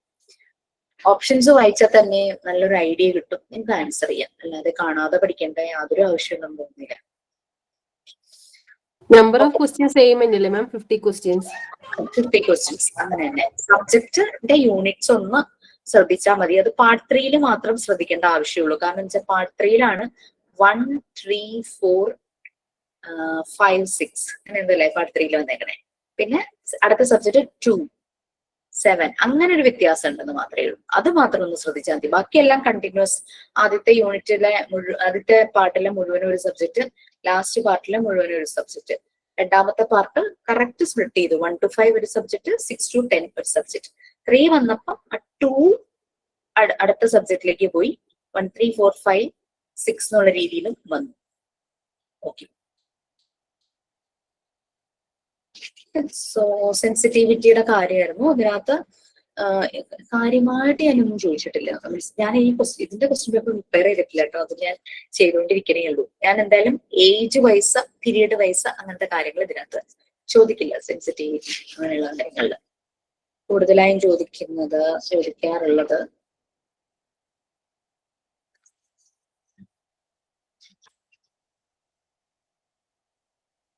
ഈ ചാപ്റ്ററിൽ അധികം അങ്ങനെ വരാറില്ല. ഈ പീരീഡ് വന്നതുകൊണ്ട് കാര്യങ്ങൾ കോൺഷ്യസ് മൈൻഡ്, അൺകോൺഷ്യസ് മൈൻഡ് അങ്ങനെയുള്ള കാര്യങ്ങളാണ് ഇതിൽ കൂടുതലായിട്ട് വരാറുള്ളത്. കോൺഷ്യസ് മൈൻഡ് ഈ ഒരു ടൈമിലായിരിക്കും. Writing, reading, fundamental ideas, numbers അങ്ങനെയുള്ള കുറേ കാര്യങ്ങൾ ഓട്ടോമാറ്റിക്കലായിട്ട് കുട്ടികൾക്ക് ചെയ്യാനായിട്ട് പറ്റുന്നത് വിത്തൗട്ട് ടയർഡ്നെസ്. ആ ഒരു ടയർഡ്നെസ് എന്നുള്ളത് അത് അപ്പോഴാണല്ലോ ഒരു സ്കൂളിൽ പോകാൻ തുടങ്ങുന്നത്. 3 വയസ്സ് കഴിയുമ്പോഴാണ് സ്കൂളിലൊക്കെ പോകാൻ തുടങ്ങുന്നത്. അപ്പൊ അവരുടെ എല്ലാം ഡെവലപ്മെന്റും സ്റ്റാർട്ട് ചെയ്യുന്ന ഒരു ടൈം. ഈ ഒരു ടൈമിലാണ് അവർ എഴുതാനും വായിക്കാനും പല ഫണ്ടമെന്റൽ ഐഡിയാസും നമ്പേഴ്സിനെ കുറിച്ചും എല്ലാം അവരെ മനസ്സിലാക്കുന്നത്. ഇതൊരു മോസ്റ്റ് ഇമ്പോർട്ടന്റ് ടൈമാണ്. അവരുടെ ക്യാരക്ടർ ഫോം ചെയ്യുന്ന ടൈം, അവരുടെ ബിഹേവിയറൽ ഇഷ്യൂസ് എന്തെങ്കിലും ഉണ്ടെങ്കിൽ അതെല്ലാം കറക്റ്റായി ഷേപ്പ് ആകുന്ന ഒരു ടൈമാണ്. അവരുടെ മൈൻഡ് കോൺഷ്യസ് മൈൻഡ് ആകുന്നത്, അതായത് അവർക്ക് എല്ലാം ഓർമ്മയിൽ നിൽക്കുന്ന ഒരു ടൈം ആഫ്റ്റർ 3 years എന്ന് പറയുന്നത്. ഇത്രയും ഇതിനകത്തുള്ളൂ. സെൽഫ് കൺസ്ട്രക്ഷൻ കാര്യമായി ക്വസ്റ്റ്യൻസ് കൊടുക്കാറില്ല. പക്ഷേ യൂണിറ്റ് 7ലും 3ലും കാര്യമായിട്ട് ക്വസ്റ്റ്യൻസ് വരാറുണ്ട്. പിന്നെ 10ലും. ഈ 7ഉം 10ഉം ആണ് അടുത്തത് നോക്കാൻ പോകുന്നത് കേട്ടോ.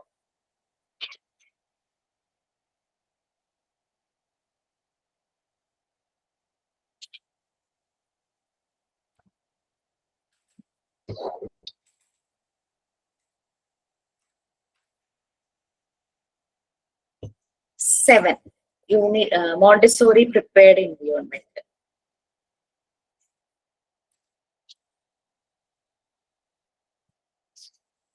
മോണ്ടിസോറി പ്രിപ്പയർഡ് എൻവയോൺമെന്റിനെ കുറിച്ചൊരു ഐഡിയ നമുക്കുണ്ട്. കാരണം ആ പ്രിപ്പയർഡ് എൻവയോൺമെന്റ് ആണ് നമ്മൾ പ്രാക്ടിക്കൽ സെഷനിൽ 5 ഏരിയ ആയിട്ട് തിരിച്ച് 5 ഏരിയയിലും ഓരോ കാര്യങ്ങൾ നമ്മൾ പഠിക്കും. അവിടെ നമ്മൾക്ക് മെറ്റീരിയൽസ് വരുന്നു. ഈ ഒരു പ്രിപ്പയർഡ് എൻവയോൺമെന്റിലെ കുട്ടികളെ ഫ്രീഡം പ്രൊവൈഡ് ചെയ്യുന്നു. അപ്പൊ അവർ ഫ്രീഡം എന്ന് പറഞ്ഞാൽ അത് വിത്തിൻ ലിമിറ്റ്സ് ആണ്. ഫ്രീഡം എന്ന് പറയുന്നത് എന്തും ചെയ്യാനുള്ള ഫ്രീഡം അല്ല, അവർ ചെയ്യുന്ന കാര്യങ്ങളെ ഇഷ്ടപ്പെടുന്നു, അതാണ് ഫ്രീഡം. അവർക്കൊരു ഫ്രീഡം കൊടുക്കുമ്പോൾ അവർക്ക് ഇഷ്ടപ്പെട്ട മെറ്റീരിയൽസ് പോയി എടുക്കാനൊരു ചാൻസ് കിട്ടുന്നു ആ ഫ്രീഡത്തിലൂടെ. അപ്പൊ അവർ ആ മെറ്റീരിയൽസ് കൊണ്ട് ആക്ടിവിറ്റീസ് ചെയ്യും. ഇഷ്ടപ്പെട്ട മെറ്റീരിയൽസ് കൊണ്ട് ആക്ടിവിറ്റീസ് ചെയ്യുമ്പോൾ ആ ചെയ്യുന്ന കാര്യത്തെ അവർ ഇഷ്ടപ്പെടും. മോണ്ടിസോറി എൻവയോൺമെന്റിൽ ഫ്രീഡം എന്ന് പറഞ്ഞാൽ ദേ ലൈക്ക് വാട്ട് ദേ ഡു. അവര് ചെയ്യുന്ന കാര്യങ്ങളെ ഇഷ്ടപ്പെടും, അല്ലാതെ ഇഷ്ടമുള്ള കാര്യങ്ങൾ ചെയ്യുക എന്നുള്ളതല്ല. അധികം ക്വസ്റ്റ്യൻ ചോദിക്കാറുണ്ട് കേട്ടോ, എല്ലാ ബാച്ചിനും ചോദിക്കുന്നത്. പലപ്പോഴും ഓപ്ഷൻസ് കാണുമ്പോൾ ഭയങ്കര കൺഫ്യൂഷൻസ് തോന്നുമെങ്കിലും ഇത്രയേ ഉള്ളൂ. നമ്മൾ ചെയ്യുന്ന കാര്യങ്ങൾ we like what we do. അതാണ് കുട്ടികൾ മോണ്ടിസോറി എൻവയോൺമെന്റിലെ മുതിർന്ന കുട്ടികൾ പറയുന്ന ഒരു ആൻസർ ഫ്രീഡത്തിന്. We like what we do. ഞങ്ങൾ ചെയ്യുന്ന കാര്യങ്ങളെ ഇഷ്ടപ്പെടും, അല്ലാതെ we do what we like അല്ല. ഞങ്ങൾക്ക് ഇഷ്ടമുള്ള കാര്യങ്ങൾ ചെയ്യുന്നു എന്നുള്ളതല്ല. അത് ഓർക്കുക. ക്വസ്റ്റ്യൻ എല്ലാ ബാച്ചിലും കൊടുക്കുന്നത്. പിന്നെ മെറ്റീരിയൽസിനെ സംബന്ധിച്ച് മോണ്ടിസോറി മെറ്റീരിയൽസിന് നമ്മൾ ഡെമോ കൊടുക്കുമല്ലോ കുട്ടികൾക്ക്. ഞാൻ പ്രസന്റ് ചെയ്ത് കൊടുക്കും. ഇപ്പൊ നിങ്ങൾക്ക് ടീച്ചേഴ്സ് ഓൺലൈനായിട്ട് ഡെമോ തന്നു, നേരിട്ട് വന്നപ്പോൾ നിങ്ങൾക്ക് അതിന്റെ ഡെമോ തന്നു അല്ലെ. അപ്പൊ ആ കൊടുക്കുന്ന ഡെമോൺസ്ട്രേഷന് പറയുന്നതാണ്, മെറ്റീരിയൽസിന്റെ ഡെമോൺസ്ട്രേഷന് പറയുന്ന പേരാണ് ഫണ്ടമെന്റൽ പ്രിൻസിപ്പിൾസ്. ഈ ഫണ്ടമെന്റൽ പ്രിൻസിപ്പിൾസ് നമ്മൾ അവർക്ക് കൊടുക്കുമ്പോൾ ഒരിക്കലും അവരെ കൺഫ്യൂസ്ഡ് ആക്കരുത്. അതിന് 3 ക്യാരക്ടറിസ്റ്റിക്സ് ആണുള്ളത്. അതായത് ഫണ്ടമെന്റൽ പ്രിൻസിപ്പിൾസ് എന്ന് പറഞ്ഞു കഴിഞ്ഞാൽ മെറ്റീരിയൽസിന്റെ ഡെമോൺസ്ട്രേഷൻ ആണ്. അതിന് 3 പ്രിൻസിപ്പിൾസ് ആണുള്ളത്. Simplicity, brevity, objectivity. വളരെ സിമ്പിൾ ആയിട്ട് ബ്രീഫായിട്ട് എന്തിനെ കുറിച്ചാണോ അതിനെ മാത്രം ഫോക്കസ് ചെയ്ത് പറഞ്ഞു കൊടുക്കുക എന്നുള്ളതാണ്. കൂടുതൽ കഥ കേൾക്കാനുള്ള സമയമൊന്നും കുട്ടികളുടെ കയ്യിലുണ്ടാവില്ല. അവർക്ക് എത്രയും പെട്ടെന്ന് ഇത് ചെയ്യണം, അപ്പൊ എങ്ങനെ ചെയ്യണം എന്നൊരു ഐഡിയ കിട്ടണം. അതിനു വേണ്ടി മാത്രമായിരിക്കും അവർ നമ്മളെ ശ്രദ്ധിച്ചിരിക്കുന്നത്. അപ്പൊ അതുകൊണ്ട് വളരെ സിമ്പിൾ ആയിട്ട് ബ്രീഫ് ചെയ്ത് ചുരുക്കി അതിനെ മാത്രം ഫോക്കസ് ചെയ്ത് അവർക്ക് പറഞ്ഞു കൊടുക്കുക. അവിടെ നമ്മുടെ അറിവ് വിളക്കുക എന്നുള്ളതല്ല, ആ കാര്യത്തെ കുറിച്ച് ഒരു ഐഡിയ അവർക്ക് കൊടുക്കുന്നു. പിന്നെ അവർ അതുകൊണ്ട് തന്നെ ചെയ്ത് അവർക്ക് അതിനെ പറ്റി ഒരു കൺസെപ്റ്റ് വരും. ക്ലിയർ ആയി? പ്രാക്ടിക്കൽ സെഷൻ വന്നിട്ടുള്ളവർക്ക് അറിയായിരിക്കും, നമ്മൾ കാര്യമായി പറഞ്ഞു തരില്ല, നിങ്ങളത് ചെയ്ത് നിങ്ങൾക്കത് മനസ്സിലാവുന്നതായിരിക്കും. അവിടെ അങ്ങനെയാണ്. അപ്പൊ അതാണ് ഈ ഫണ്ടമെന്റൽ പ്രിൻസിപ്പിൾസിന്റെ മെറ്റീരിയൽസിന്റെ ഫണ്ടമെന്റൽ പ്രിൻസിപ്പിൾസ് എന്ന് പറയുന്നത്. ഈ 3 കാര്യങ്ങളാണ്. ഈ 3 കാര്യം നമ്മൾ ത്രൂ ഔട്ട് നമ്മുടെ ലൈഫിൽ കൊണ്ടുപോവുകയാണെങ്കിൽ, ബോത്ത് പേഴ്സണൽ ആൻഡ് പ്രൊഫഷണൽ ആണെങ്കിൽ, നമുക്ക് ഭയങ്കര സമാധാനമായിരിക്കും. അത് ഒരു മോണ്ടിസോറി സ്കൂളില്, ഈ മോണ്ടിസോറി അറിയാവുന്ന ഏതെങ്കിലും ഒരു സ്കൂളിൽ നമ്മൾ ഇന്റർവ്യൂവിന് പോകുമ്പോൾ അവർക്കും അറിയാം സിംപ്ലിസിറ്റി, ബ്രിവിറ്റി, ഒബ്ജക്ടിവിറ്റി ആണ് ഇതിന്റെ പ്രിൻസിപ്പിൾസ്, ഫണ്ടമെന്റൽ ലെസൺസിന്റെ ക്യാരക്ടറിസ്റ്റിക്സ് എന്ന് പറയുന്നത്. അതുകൊണ്ട് ഇന്റർവ്യൂ ചെയ്യുമ്പോൾ നമ്മളിൽ നിന്നും അവരതാ പ്രതീക്ഷിക്കുന്നത്. അല്ലാണ്ട് വലിച്ചു വാരി കുറെ കാര്യം പറയുക എന്നുള്ളത് അത് ഏതൊരു ഇന്റർവ്യൂവിലും അങ്ങനെയാണല്ലേ. ജസ്റ്റ് ആ പോയിന്റിനനുസരിച്ച് കാര്യങ്ങൾ സംസാരിക്കുക. അപ്പോഴാണ് ആ ഒരു ആ കുറഞ്ഞ സമയം കൊണ്ട് നമ്മളത് വളരെ ക്ലാരിറ്റിയോടുകൂടി അവരോട് വളരെ സിമ്പിൾ ആയിട്ട് പ്രസന്റ് ചെയ്യുന്നു. അതാണ്.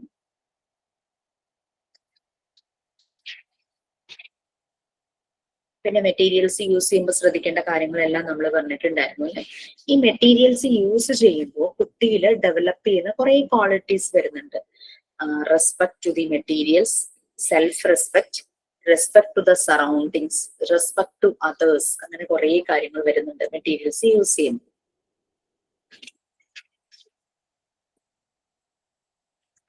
പിന്നെ നമ്മൾ ക്വാളിറ്റീസ് ഓഫ് മോണ്ടിസോറി ഫെസിലിറ്റേറ്റർ പറഞ്ഞിരുന്നു അല്ലെ. ഒരു മോണ്ടിസോറി ഫെസിലിറ്റേറ്റർക്ക് ഏറ്റവും അത്യാവശ്യം വേണ്ടത്, ഏറ്റവും എന്താ പറയാ, എൻഹാൻസ് ചെയ്ത് പറയുന്ന ഒരു ക്വാളിറ്റി എന്ന് പറഞ്ഞു കഴിഞ്ഞാൽ അവരുടെ ഒബ്സർവേഷൻ ആണ്. പിന്നെ അവർ അപ്ഡേറ്റഡ് ആവണം, ഒരു ഗ്രോയിങ് പേഴ്സൺ ആയിരിക്കണം, അങ്ങനെയുള്ള കാര്യങ്ങളെല്ലാം നമ്മൾ പറഞ്ഞിട്ടുണ്ടായിരുന്നു. അവരുടെ റോൾസ് എല്ലാം പറഞ്ഞു. എക്സാംപ്ലർ ആണ്, ഒരു പ്രിപ്പയർ ആയിരിക്കണം. പിന്നെ എൻവിയോൺമെന്റുമായിട്ട് കുട്ടികളെ കണക്ട് ചെയ്യുന്ന രീതി, ഒരു കമ്മ്യൂണിക്കേഷൻ ഉണ്ടാക്കി വെക്കണം. പിന്നെ ഹ്യൂമാനിറ്റി, കുട്ടികളെ ഇൻഡിവിജ്വൽസ് ആയിട്ട് കാണണം, ഓരോ കുട്ടിയും ഓരോ ഇൻഡിവിജ്വൽ ആയിട്ട് കാണണം. അൺബയസ്ഡ് ആയിരിക്കണം, പാർഷ്യാലിറ്റി കാണിക്കരുത്, അങ്ങനത്തെ കുറെ കാര്യങ്ങളെല്ലാമായിരുന്നു ഉള്ളത്. പിന്നെ കുട്ടികളെ ഈ മെറ്റീരിയൽസിന്റെ നമ്മൾ ഡെമോ കാണിക്കുന്നവർ, കുട്ടികൾക്ക് ഒരു പക്ഷേ വരുമ്പോ തന്നെ മെറ്റീരിയൽസിനോട് ഇൻട്രസ്റ്റ് തോന്നണമെന്നില്ല എല്ലാവർക്കും. അപ്പൊ അങ്ങനെ വരുമ്പോൾ നമ്മൾ ട്രഡീഷണൽ ടീച്ചറെ പോലെ ആയി നിന്ന് ആ കുട്ടികളെ ആ മെറ്റീരിയൽസുമായിട്ട് കണക്ട് ചെയ്യിക്കുന്ന രീതിയിൽ എന്തെങ്കിലും ആക്ടിവിറ്റീസും എന്തെങ്കിലും ചെയ്ത് അവരെ കണക്ട് ആക്കി കഴിഞ്ഞു കഴിഞ്ഞാൽ പിന്നെ ഒബ്സർവറുടെ ജോലി തന്നെ ചെയ്യും. ഇത്തരം കാര്യങ്ങളാണ് ശരിക്കും ആ ഒരു ചാപ്റ്ററിൽ വരുന്നത്. അത്യാവശ്യം കുഴപ്പമില്ലാതെ മോക്ക് ടെസ്റ്റ് മൈൻഡ് തന്നെയാണ് എൻ്റെ ഒരു ഓർമ്മ. പിന്നെ അതുപോലെ റിയാലിറ്റി ഓറിയന്റഡ് ആണ്, മോണ്ടിസോറി മെത്തേഡ്, അങ്ങനെയുള്ള കാര്യങ്ങളൊക്കെ അറിയാലോ, പറഞ്ഞല്ലോ.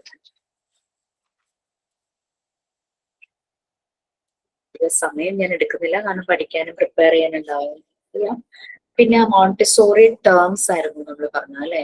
മോണ്ടിസോറി ടേംസ് ഇത്തിരി കൺഫ്യൂസ്ഡ് ആയിട്ടുണ്ടാവും, പക്ഷെ അന്നത്തെ ക്ലാസ് നിങ്ങൾക്ക് ക്ലിയർ ആയെന്ന് വിചാരിക്കണം. വായിക്കുമ്പോഴാണ് അത് കൺഫ്യൂഷൻ വരാറ് കൂടുതലും. മോണ്ടിസോറി ടേംസിൽ കുറെ ടേംസ് ഉണ്ട്. അതിൽ അഡാപ്ഷൻ അല്ലെങ്കിൽ അഡാപ്റ്റേഷൻ, അതും ഞാനൊരു ക്വസ്റ്റ്യൻ, അങ്ങനെ ഒരു സെന്റൻസ് ഒന്നും ചിലപ്പോൾ അതിനകത്ത് കാണില്ല, പക്ഷെ ഞാൻ ക്ലാസ് എടുത്തപ്പോൾ അത് പറഞ്ഞിട്ടുണ്ടായിരുന്നു. ആ ഒരു അഡാപ്ഷനെ കുറിച്ച് നമ്മൾ പൊരുത്തപ്പെടുക എന്ന് മലയാളത്തിൽ പറയും. ഈ അഡാപ്ഷൻ എന്ന് പറയുന്നത് അഡ്ജസ്റ്റ് ചെയ്യുക, കോംപ്രമൈസ് ചെയ്യുക എന്നല്ല. നിയർലി അഡ്ജസ്റ്റ് ചെയ്യുക, കോംപ്രമൈസ് ചെയ്യുക എന്നുള്ളതല്ല. അഡ്ജസ്റ്റ്മെന്റ് വിത്ത് ലൈക്ക്, നമ്മളുടെ ഇഷ്ടത്തോടു കൂടിയുള്ള അഡ്ജസ്റ്റ്മെന്റ് അല്ലെ. ഒരാൾ തന്നെ എപ്പോഴും താന്നു കൊടുക്കുക എന്നുള്ളതല്ല. ആ ഒരു ഇമ്പോർട്ടൻസ് മനസ്സിലാക്കി നമ്മൾ അഡ്ജസ്റ്റ് ചെയ്യുന്നു. നമ്മളൊരു സോഷ്യൽ ബീയിങ് ആണ്. സോ ഒരു സൊസൈറ്റിയിൽ ജീവിക്കുമ്പോൾ നമുക്ക് പല കമ്മിറ്റ്മെന്റ്സും റെസ്പോൺസിബിലിറ്റിയും ആ ഒരു സൊസൈറ്റി ആയിട്ടുണ്ടായിരിക്കും. സോ നമ്മൾ അഡാപ്റ്റ് ചെയ്യുന്നു. അപ്പൊ അഡാപ്റ്റേഷൻ എന്ന് പറയുന്നത് മോണ്ടിസോറി എൻവിയോൺമെന്റിന്റെ അഡാപ്ഷൻ എന്ന് പറയുന്നത് എന്താണെന്ന് ചോദിച്ചു കഴിഞ്ഞാൽ ആ ഒരു അഡ്ജസ്റ്റ്മെന്റ് വിത്ത് ലൈഫ്. കുറെ ഓപ്ഷൻസ് ഉണ്ടാവും. Compromise, adjustment without like, adjustment with like എന്നൊക്കെ പറഞ്ഞിട്ട് അതില് അഡ്ജസ്റ്റ്മെന്റ് വിത്ത് ലൈഫ് ആണ് നമ്മൾ ഈ പറയുന്നത്.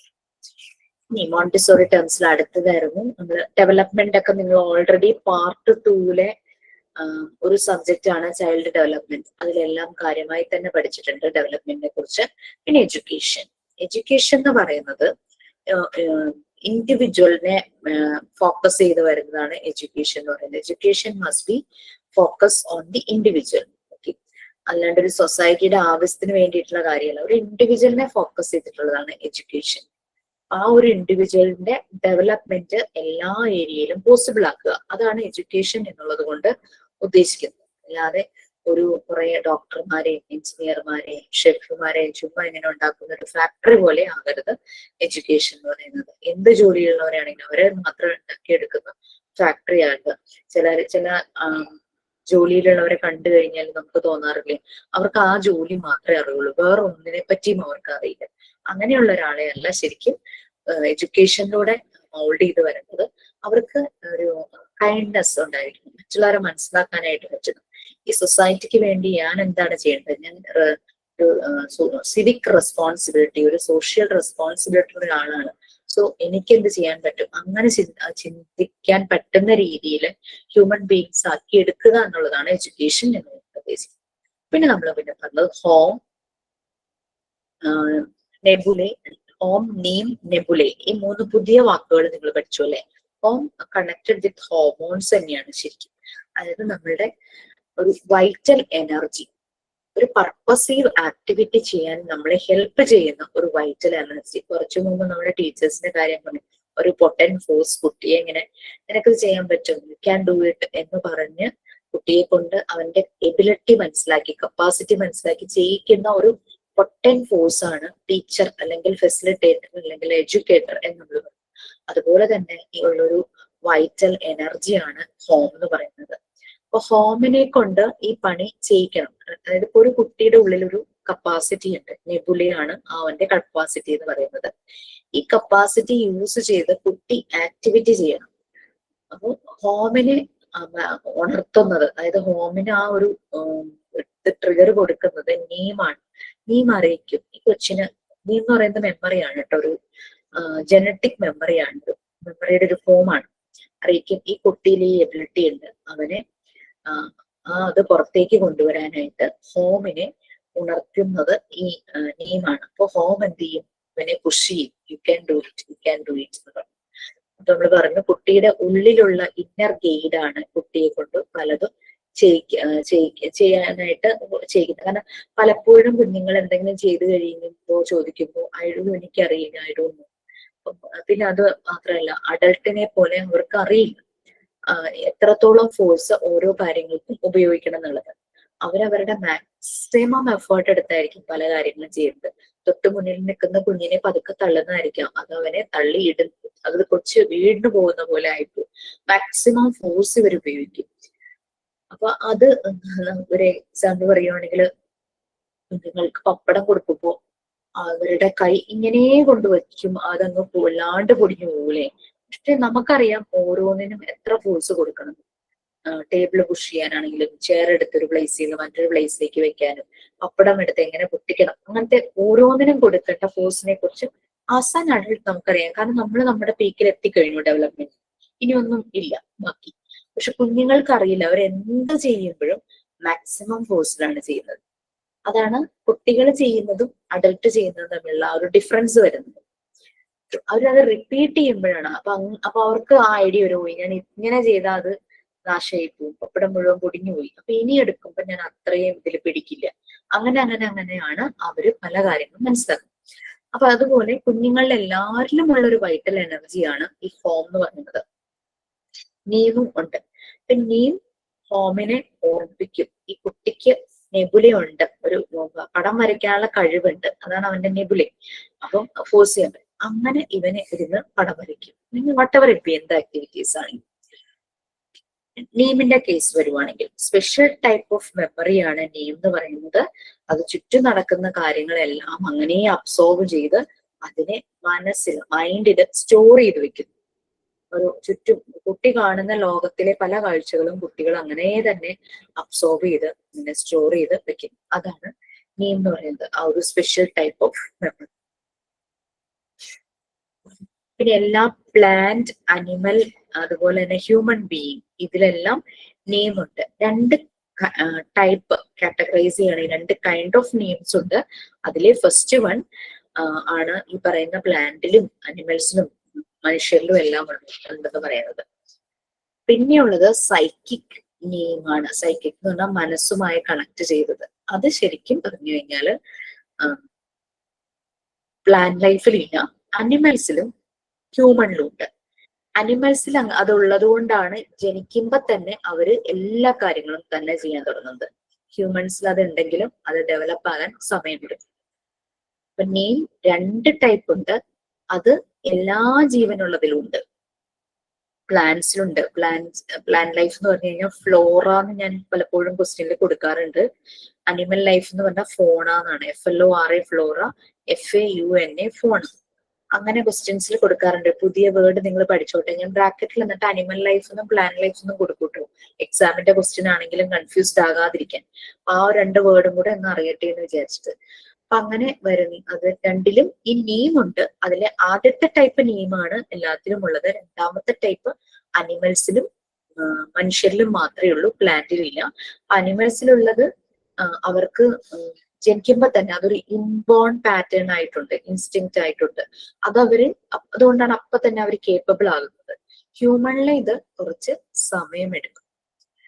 ഹ്യൂമണിലുള്ള ആ ഒരു ഇൻബോൺ ആയിട്ടുള്ള പൊട്ടൻഷ്യൽ ആണ്, അനിമൽസിലുള്ള ആ ഒരു ഇൻബോൺ പാറ്റേൺ ആണ് ഹ്യൂമണില് തുടക്കത്തിലൊക്കെ ഇങ്ങനെ ഉറങ്ങിക്കിടക്കുന്ന പോലെ കിടക്കും, കുറച്ച് കഴിയുമ്പോൾ ഡെവലപ്പ് ആകുന്ന അതാണ് നെബുല എന്ന് പറയുന്നത്. ഓക്കെ, ഇപ്പൊ ആ ഒരു കണക്ഷൻ മനസ്സിലായോ? ഹോം ഒരു വൈറ്റൽ എനർജിയാണ്, ഒരു പർപ്പസ്ഫുൾ ആയിട്ടുള്ള ആക്ടിവിറ്റി ചെയ്യാനുള്ള ഒരു വൈറ്റൽ എനർജിയാണ്. നീം എന്ന് പറയുന്നത് മെമ്മറിയാണ്, ജനറ്റിക് മെമ്മറിയാണ്. എല്ലാ ജീവജാലങ്ങളിലും, ജീവനുള്ള എല്ലാത്തിലും, പ്ലാന്റ് ലൈഫിലും അനിമൽ ലൈഫിലും എല്ലാം നീമുണ്ട്. ഈ നീം തന്നെ 2 ടൈപ്പ് ഉണ്ട്. ആദ്യത്തെ ടൈപ്പാണ് എല്ലാ ജീവനുള്ളതിലും ഉള്ളത്. രണ്ടാമത്തെ ടൈപ്പ് പ്ലാന്റിനില്ല, പക്ഷെ അനിമൽസിലും അതുപോലെ തന്നെ ഹ്യൂമണിലും ഉണ്ട്. അനിമലിലും ഹ്യൂമണിലും മാത്രമുള്ള രണ്ടാമത്തെ ടൈപ്പ് നെയിമാണ് അനിമൽസിലെ ഇൻബോൺ പാറ്റേൺ ആയിട്ട് കിടക്കുന്നത്. ദാറ്റ് മീൻസ് അവര് തന്നെ കാര്യങ്ങൾ ചെയ്യുന്നത്. ഹ്യൂമൻസിൽ വരുന്നത് അത് ഒരു പൊട്ടൻഷ്യൽ ആയിട്ട് മാറുന്നു. പിന്നെ ഇതിനെ ഉണർത്തുക എന്നുള്ളതാണ് നെയിമിന്റെയും ഹോമിന്റെയും പരിപാടി. നെബുലയാണത് ആ ഒരു potential. Man is bone free. അറിയാമോ? സോറി, എപ്പോഴും പറയും. നമുക്കറിയാം, കുട്ടികളൊക്കെ ജനിച്ചു കഴിഞ്ഞ് വരുമ്പോ അവർക്ക് പ്രത്യേകിച്ച് ലാംഗ്വേജ് ഒന്നുമില്ല, അത് ഡെവലപ്പായി വരുവാണ്. അതുപോലെ എല്ലാ കാര്യങ്ങളും. പിന്നെ നമ്മൾ പറഞ്ഞു കുഞ്ഞുങ്ങൾക്ക് 3 വയസ്സ് വരെയും അവരുടെ മെമ്മറി അൺകോൺഷ്യസ് ആയിരിക്കും. പക്ഷെ 3 വയസ്സിന് ശേഷം അവർക്ക് കോൺഷ്യസ്, ബോധത്തോടെയുള്ള ഒരു മെമ്മറിയാണ്. അത് അവര് കുറെ കാലങ്ങളോളം ഓർത്തിരിക്കുന്നൊക്കെ പറഞ്ഞു. പിന്നെ ഈ സബ് കോൺഷ്യസ് എന്നൊരു ഇത് നമുക്ക് എല്ലാവർക്കും ഉണ്ടല്ലേ, സബ് കോൺഷ്യസ് മൈൻഡ്. നമ്മള് ഈ ചെറിയ പ്രായത്തിൽ നമുക്ക് സംഭവിച്ച പല കാര്യങ്ങളും ഈ സബ് കോൺഷ്യസ് മൈൻഡിലുണ്ടാവും. നമ്മൾ ഉറങ്ങുമല്ലോ, റെസ്റ്റ് എടുക്കുന്ന സമയത്ത് നമ്മുടെ കോൺഷ്യസ് മൈൻഡ്, നമ്മുടെ ബോധ മനസ്സെന്ന് പറയണത് റെസ്റ്റ് ആയിരിക്കും, അതും ഉറക്കമായിരിക്കും. പക്ഷെ നമ്മുടെ ഈ സബ് കോൺഷ്യസ് മൈൻഡിൽ കിടക്കുന്ന കാര്യങ്ങൾ അവര് 24 hours ആക്റ്റീവ് ആയിരിക്കും.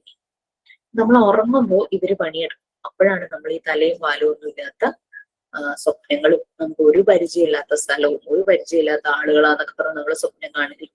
ഇത് ഈ ഒരു സബ് കോൺഷ്യസ് മൈൻഡിൽ കിടക്കുന്ന ചില കാര്യങ്ങളുമായിട്ട് കണക്റ്റഡ് ആയിട്ടാണ് പലപ്പോഴും പല സ്വപ്നങ്ങൾ നമ്മൾ കാണുന്നത്. അപ്പൊ നമ്മളുടെ കോൺഷ്യസ് മൈൻഡ് നമ്മൾ ഉറങ്ങുമ്പോൾ റെസ്റ്റ് ആയിരിക്കും. അൺകോൺഷ്യസ് മൈൻഡ് അത് ഐഡിയൽ ആയിരിക്കും. പിന്നെ പല രീതിയിലുള്ള ഡിഫറൻസസ് ആളുകൾ തമ്മിലുണ്ട്. ഇൻഡിവിജ്വൽ ഡിഫറൻസ് ഉള്ള ചാപ്റ്ററിൽ നിങ്ങളത് ഡീറ്റെയിൽ ആയിട്ട് പഠിച്ചിട്ടുണ്ട്. എന്നാലും ഫിസിക്കൽ ആയിട്ട് വരുന്ന ഡിഫറൻസസ് എന്ന് പറഞ്ഞു കഴിഞ്ഞാൽ നമ്മുടെ height, weight, colour of skin, colour of eye, പിന്നെ മുടിയുടെ ടെക്സ്ചർ, പിന്നെ അതുപോലെ തന്നെ കൈയുടെ കാലിന്റെ ഒക്കെ ഷേപ്പ്, അതെല്ലാം ഫിസിക്കൽ ആയിട്ട് വരുന്ന ഡിഫറൻസ് ആണ്. വായുടെ ഷേപ്പ്, അങ്ങനെയൊക്കെ. നോസ്, ഫേഷ്യൽ എക്സ്പ്രഷൻ, പിന്നെ നമ്മൾ സംസാരിക്കുന്ന രീതി, നടക്കുന്ന രീതി, ഹെയർ സ്റ്റൈൽ, അങ്ങനെ കുറെ കാര്യങ്ങളൊക്കെ ഫിസിക്കൽ ഡിഫറൻസസിൽ വരും. നമുക്കറിയാം പല നാട്ടിലുള്ള ആൾക്കാർ തമ്മിൽ കാഴ്ചയിൽ വ്യത്യാസം ഉണ്ടാവും. അവരുടെ ഹെയർ, അവരുടെ മുക്ക്, അങ്ങനെ സ്കിൻ, അങ്ങനെയൊക്കെ വ്യത്യാസങ്ങൾ ഉണ്ടാവും. പിന്നെ മെന്റൽ ഡിഫറൻസസ് എന്ന് പറഞ്ഞാൽ ആളുകളുടെ കപ്പാസിറ്റി, എബിലിറ്റി, അതിനെയെല്ലാം ഡിപ്പെൻഡ് ചെയ്തിരിക്കും. പവർ ഓഫ് ഇമാജിനേഷൻ, നമ്മുടെ തോട്ട് പ്രോസസ്, നമ്മുടെ ക്രിയേറ്റീവ് എക്സ്പ്രഷൻ, അങ്ങനെയുള്ള കാര്യങ്ങളാണ്. മനസ്സുമായിട്ട് കണക്ട് ചെയ്ത് വരുന്ന കോൺസെൻട്രേഷൻ, അങ്ങനെയുള്ളതെല്ലാം അതിൽ വരും. പിന്നെ നമ്മള് എത്രത്തോളം IQ ഉണ്ട്, എത്രത്തോളം ബുദ്ധിയുണ്ട്, അങ്ങനെയുള്ള കുറെ കാര്യങ്ങളൊക്കെ ഉണ്ടല്ലോ. പിന്നെ മോട്ടോർ എബിലിറ്റി, നമ്മുടെ മൂവ്മെന്റ് റിലേറ്റഡ്, നമ്മുടെ സ്പീഡ്, അങ്ങനെയുള്ള കാര്യങ്ങൾ, സ്പീഡ് ഓഫ് ആക്ഷൻ, നമ്മുടെ മസിലിന്റെ മൂവ്മെന്റ്, ഇതെല്ലാം. പിന്നെ ക്ഷീണം വരാതിരി, ചില ആളുകൾ എത്ര വർക്ക് ചെയ്താലും അവർ പെട്ടെന്ന് ക്ഷീണിക്കും. അതെല്ലാം നമ്മുടെ മോട്ടോർ എബിലിറ്റിയുടെ ഡിഫറൻസ് ആണ്. പിന്നെ difference in interest and aptitude. പല ഇൻട്രസ്റ്റ് ആയിരിക്കും പല ആളുകൾക്കും. ചിലർക്ക് ആളുകളെ കാണാൻ ഉള്ള ഇൻട്രസ്റ്റ് ഉണ്ടാവും, ചിലർക്ക് ഒറ്റയ്ക്കിരിക്കുന്ന ഇൻട്രസ്റ്റ്, അങ്ങനെ ഓരോ രീതിയിൽ. ഗ്രൂപ്പ് ഇഷ്ടമായിരിക്കും, ചിലർക്ക് ഗ്രൂപ്പിൽ ഇരിക്കാൻ താല്പര്യം ഉണ്ടാവില്ല, അങ്ങനെ ചിലർക്ക് രണ്ടും കുഴപ്പമുണ്ടാവില്ല. അങ്ങനെ ഓരോ നമ്മുടെ ഇൻട്രസ്റ്റും നമ്മുടെ ആപ്റ്റിറ്റ്യൂഡ്, അഭിരുചി. പിന്നെ നമ്മുടെ ആറ്റിറ്റ്യൂഡ്, നമ്മുടെ മനോഭാവത്തില് ചില ഓരോരുത്തരുടെയും ഐഡിയാസ് ഡിഫറെന്റ് ആയിരിക്കും, കൺസെപ്റ്റ് വ്യത്യാസമായിരിക്കും, അല്ലെ? ഒരു കാര്യത്തിൽ തന്നെ പലരും പല രീതിയിൽ കാണും. ദാറ്റ് ഈസ് നമ്മളുടെ മനോഭാവം, നമ്മളുടെ ഒരു mental status, attitude. Emotional differences വരുന്നത് നമ്മൾ കാണിക്കുന്ന ലവ്, അഫെക്ഷൻ, അമ്യൂസ്മെന്റ്, അങ്ങനെയുള്ള കാര്യങ്ങളെല്ലാം ഇമോഷണൽ ഡിഫറൻസസ് ആണ്.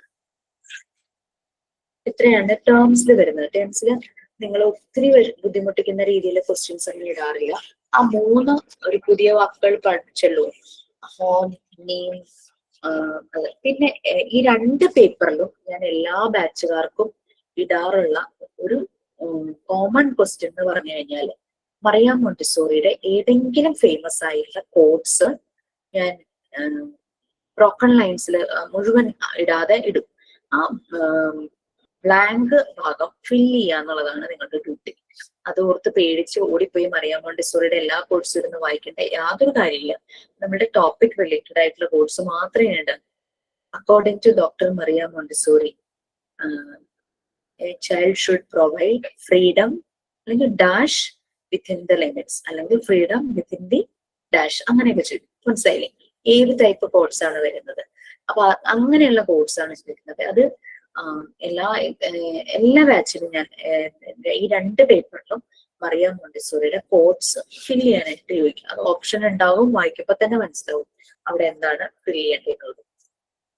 ഞങ്ങൾക്ക് മീൻസ് നിങ്ങൾക്ക് ഈ മോണ്ടിസോറി മെത്തേഡ് എത്രത്തോളം മനസ്സിലായി എന്നുള്ള അനുസരിച്ച് അതിനുള്ള ക്വസ്റ്റ്യൻസ് അല്ലാതെ എക്സാമിനേഷൻ എന്ന് പറയുന്നത് ആ ഒരു വാല്യുവേഷൻ മാത്രമേ ഉള്ളൂ.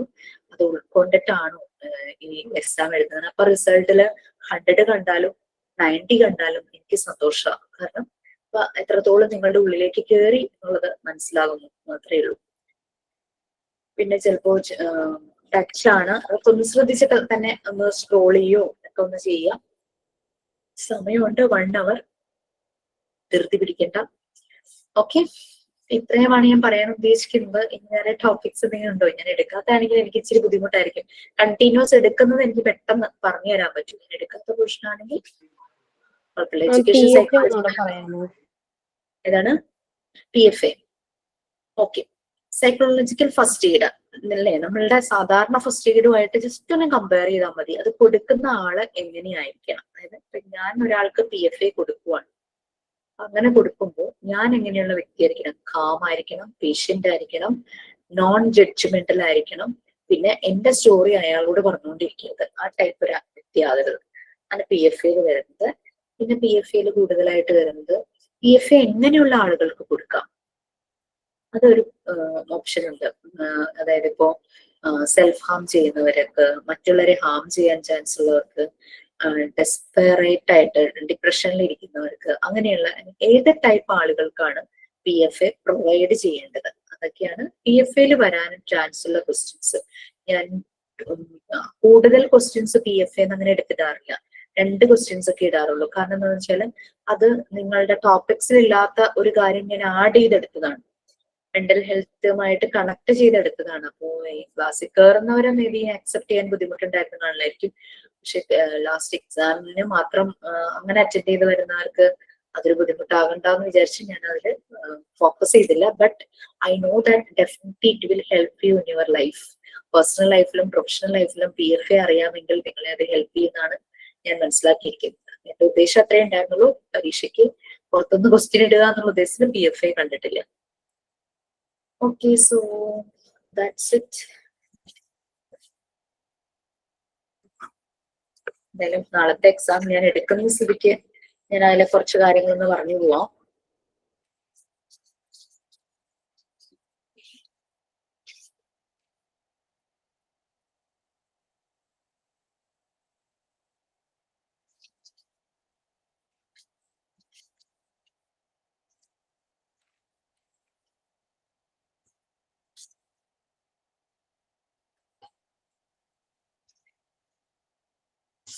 യെസ്, മൂന്നാമത്തെ പേപ്പറിൽ നിന്ന് ക്വസ്റ്റ്യൻ ഞാൻ ഇട്ടിട്ടുണ്ട് കേട്ടോ. നിങ്ങളുടെ സൈക്കോളജി, എഡ്യൂക്കേഷൻ സൈക്കോളജി ക്വസ്റ്റ്യൻസ് ഇട്ടിട്ടുണ്ട്. അതിനെ ബേസ് ചെയ്തിട്ട് തന്നെയാണ് ഞാൻ ഇന്ന് ക്ലാസ് എടുത്തത്. പിന്നെ നമ്മള് ഹെൽത്ത് ആൻഡ് ഹൈജീൻ ഉണ്ടായിരുന്നു. മോഡേൺ കൺസെപ്റ്റ് ഓഫ് 1 to 6 ഈ 3 ചാപ്റ്റേഴ്സ് ആണ് എനിക്ക് ഇതിൽ വന്നിട്ടുണ്ടായിരുന്നത്. Health, physical fitness and wellness എന്നുള്ള first chapter, health and hygiene, then mental health and hygiene. അതിനെ കണക്ട് ചെയ്തിട്ടാണ് PFA വരുന്നത്. ഉള്ള കാര്യങ്ങളൊക്കെ തന്നെയാണ് ഇട്ടിരിക്കുന്നത് കേട്ടോ.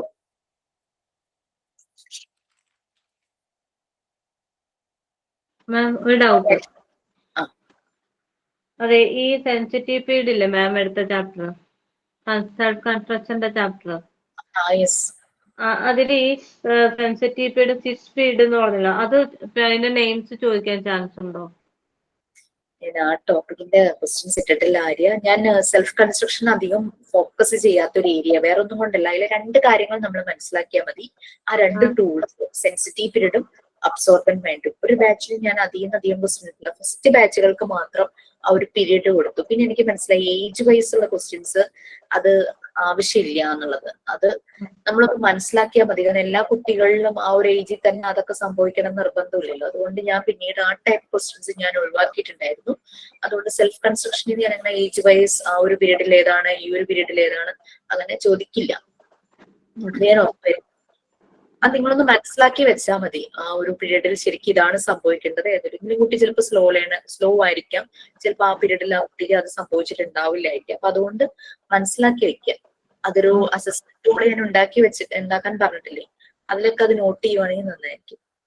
പിന്നെ ഹെൽത്ത് എഡ്യൂക്കേഷനെ കുറിച്ചുള്ള കുറച്ച് കാര്യങ്ങളായിരുന്നു. ലൈക്ക് ഹെൽത്ത് എഡ്യൂക്കേഷൻ നമ്മൾക്ക് ഏതെല്ലാം ഏരിയയിൽ അപ്ലൈ ചെയ്യാനായിട്ട് പറ്റും. നമ്മളുടെ പേഴ്സണൽ ലൈഫിൽ അപ്ലൈ ചെയ്യാം, സ്കൂൾ ലൈഫിൽ അപ്ലൈ ചെയ്യാം, നമ്മളുടെ കമ്മ്യൂണിറ്റി ലൈഫിൽ അപ്ലൈ ചെയ്യാം ഹെൽത്ത് എഡ്യൂക്കേഷൻ. അല്ലാതെ ഒരാൾ ഒറ്റയ്ക്ക് അപ്ലൈ ചെയ്യുന്ന കാര്യമല്ല ഹെൽത്ത് എഡ്യൂക്കേഷൻ നമുക്ക്. പിന്നെ PFA പ്രൊവൈഡ് ചെയ്യാൻ ഓൾറെഡി പറഞ്ഞല്ലോ. PFA പ്രൊവൈഡ് ചെയ്യുകയാണെങ്കിൽ നിങ്ങൾ എങ്ങനെയുള്ള ഒരാളായിരിക്കണം. പിന്നെ അരിസ്റ്റോട്ടലിന്റെ പോസ്റ്റുലേറ്റ് അത് നിങ്ങൾക്കറിയാം, അരിസ്റ്റോട്ടൽ പറഞ്ഞ കാര്യം അറിയാനും. പിന്നെ ഒരു മെന്റലി ഹെൽത്തി ടീച്ചർ എങ്ങനെയായിരിക്കണം, അണ്ടർസ്റ്റാൻഡിങ് ആയിരിക്കണം അല്ലെ, നല്ലൊരു കമ്മ്യൂണിക്കേഷൻ ആ ഒരു പവർ ഉണ്ടായിരിക്കണം. അതുപോലെ തന്നെ മുന്നിൽ വരുന്ന കുട്ടി എങ്ങനെയാണെങ്കിലും അവരെ ആക്സെപ്റ്റ് ചെയ്യും. കുട്ടിയെ മാത്രമല്ല, പാരന്റ്സിനെ ചിലപ്പോ അങ്ങനെ ഉള്ള പാരന്റ്സ് ആണ് ചിലപ്പോൾ വല്ലാതെ ദേഷ്യപ്പെട്ട് പാരന്റ്സ് വരാൻ ചാൻസ് ഉണ്ട്. മെന്റലി ഹെൽത്തി ആയിട്ടുള്ള ഒരു ടീച്ചർക്ക് ആ ഒരു ആക്സെപ്റ്റൻസ് അത് ഉണ്ടായിരിക്കണം. പിന്നെ മെന്റൽ ഹെൽത്തിന്റെ എത്ര ഇമ്പോർട്ടന്റ് ഫേസസ് ഉണ്ട്? 2. ഏതൊക്കെയാ?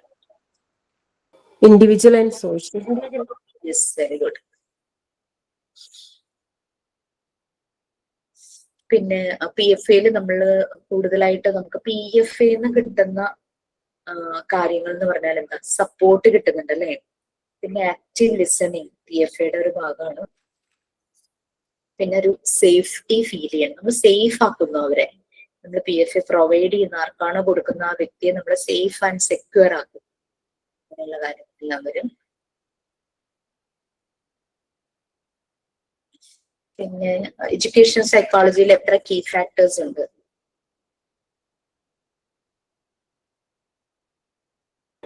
5. 5.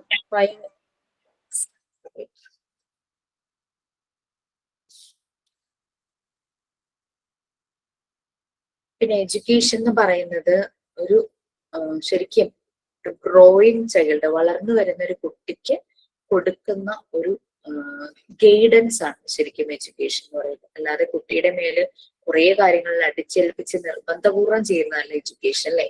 ആ വളർന്നു വരുന്ന കുട്ടിക്ക് ഓരോരോ സ്റ്റേജസിലും വേണ്ടുന്ന ഗൈഡൻസ് കൊടുക്കുക എന്നുള്ളതാണ് എഡ്യൂക്കേഷൻ എന്നുള്ളത് കൊണ്ട് ഉദ്ദേശിക്കുന്നത്. ഓക്കെ, ഇത്രയൊക്കെ ഉള്ളൂ ശരിക്കും പറഞ്ഞു കഴിഞ്ഞാൽ. മാം ഇമ്പോർട്ടന്റ് ആയിട്ടുള്ള ഒന്നുകൂടെ പറയാമോ മാം? എനിക്ക് റേഞ്ച് ഇല്ലാത്തതുകൊണ്ട് പകുതി കിട്ടിയില്ല മാം. ഏത് പോർഷനോ? നാളത്തെ എക്സാമിനുള്ള ഇമ്പോർട്ടന്റ് ആയിട്ടുള്ള ക്വസ്റ്റ്യൻസ് പറഞ്ഞുതരാമോ? നാളത്തെ നല്ലത് ക്വസ്റ്റ്യൻ പേപ്പർ തരാമോ എന്ന് ചോദിച്ച പോലെ ആയല്ലോ. എന്നാലും ഒന്ന് ഇമ്പോർട്ടന്റ് ആയിട്ടുള്ള പ്രധാനപ്പെട്ട ഒരു കുറച്ച് ക്വസ്റ്റ്യൻസ്. ഓക്കെ, അരിസ്റ്റോട്ടിലിന്റെ പോസ്റ്റ്ലേറ്റ്സ് അറിയാമോ? അരിസ്റ്റോട്ടിൽ എന്തായിരുന്നു പറഞ്ഞത്?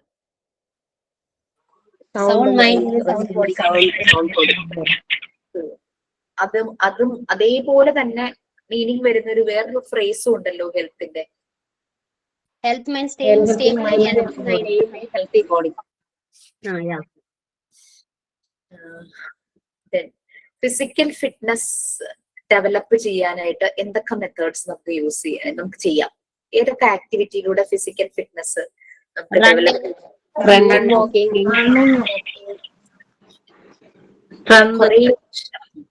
കുറെ വർഷം ജീവിച്ചിരിക്കുന്നതാണോ നല്ലത്, അതോ ഒരു പ്രശ്നങ്ങളൊന്നുമില്ലാതെ വളരെ ക്വാളിറ്റിയുള്ള ലൈഫാണോ നല്ലത്?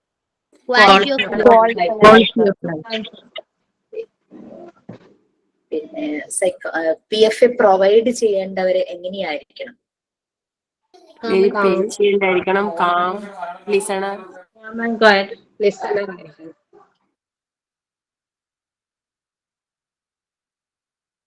Ma'am, this is the question I asked. Action principle of PFA is link, ma'am. That is the questions.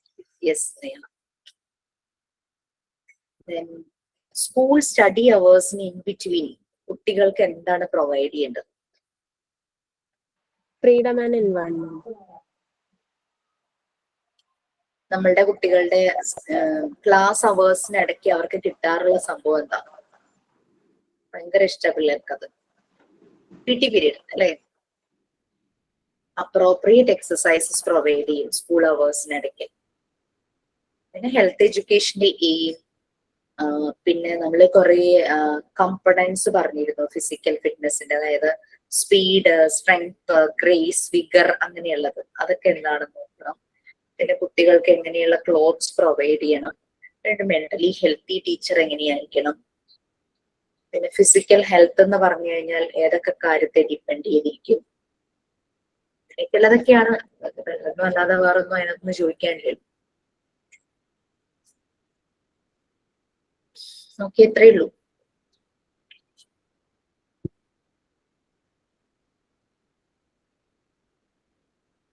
Thanks ma'am. Thank you ma'am. So all the best. Thank you, ma'am. Thank you, ma'am. Thank you, ma'am. Thank you. You, ma'am. Thank you, ma'am. Thank you so much. Thank you, ma'am.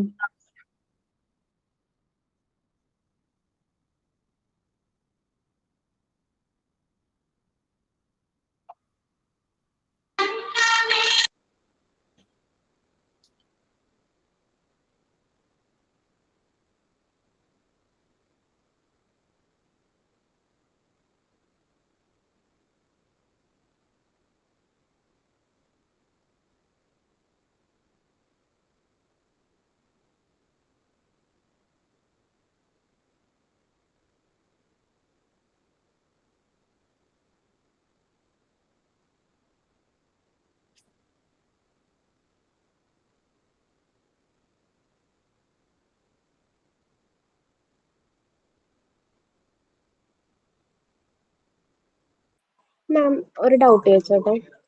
നമ്മുടെ health and ഹൈജീനിലെ ഒരു രണ്ട് എന്താ ഒരു disease അല്ല, അതൊരു condition പോലെ പറഞ്ഞിട്ടുണ്ട്, മിയോപ്പിയ and പ്യൂറിയ. അതിനെ കുറിച്ച് ചോദിക്കുമോ? ഏതാണ്? മിയോപ്പിയ ആൻഡ് പ്യൂറിയ, അതിനെ കുറിച്ച് ചോദിക്കുമോ? ഓക്കെ. മീൻസ് കയോപ്പിയ ഷോർട്ട് സൈറ്റും പയോറിയ, മറ്റേ ബ്ലീഡിംഗ് ഗം വരുന്നത്, oral poor quality of teeth. ഇത് എഡ്യൂക്കേഷണൽ അല്ല, ഹെൽത്ത് എഡ്യൂക്കേഷന്റെ എയിം അങ്ങനെ എന്തൊക്കെയാണെന്നൊക്കെ നോക്കിയാൽ മതി. ആ ഡിസീസിനെ പറ്റിയൊന്നും കൂടുതലായിട്ട് ഓൾറെഡി നിങ്ങളുടെ ഡിസീസിന് വേറെ ചാപ്റ്റർ ഉണ്ടല്ലോ, അതുകൊണ്ട് ഡിസീസിനെ ഒന്നും ഞാൻ ഫോക്കസ് ചെയ്തിട്ടില്ല. അതിന്റെ ഒരു എയിം എന്താണ്, ഒബ്ജക്റ്റീവ് എന്താണ്, ഹെൽത്ത് എഡ്യൂക്കേഷൻ എന്താണ് ഉദ്ദേശിക്കുന്നത്, അങ്ങനെയുള്ള കാര്യങ്ങളൊക്കെ. Okay ma'am.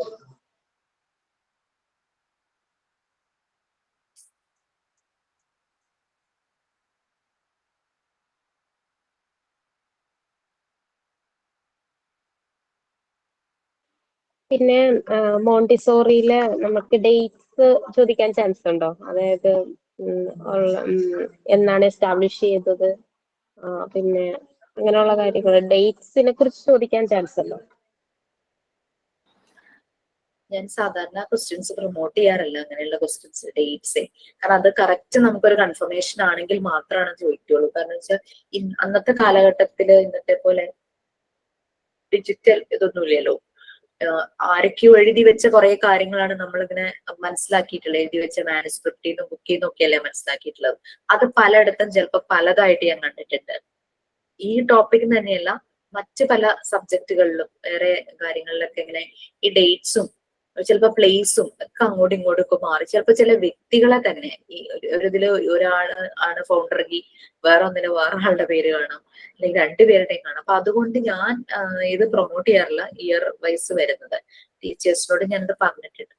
എന്നാലും ജസ്റ്റ് ആ PDF-ലുള്ള ഡേറ്റ് ഒന്ന് നോക്കി വെച്ചോളൂ, കുഴപ്പമൊന്നും. പിന്നെ അത് ജസ്റ്റ് കൺഫേം ചെയ്തതിന് ശേഷമാണ് ടീച്ചേഴ്സിനോട് ഇടാൻ പറയാറുള്ളൂ. മാം, ഈ ബാലൻസ്ഡ് ഡയറ്റിനെ കുറിച്ച് എന്ത് ക്വസ്റ്റ്യനാ മാം വരുന്നത്? എങ്ങനെയാ വരുന്ന ക്വസ്റ്റ്യൻ ബാലൻസ്ഡ് ഡയറ്റിനെ കുറിച്ച് വരുന്നത്?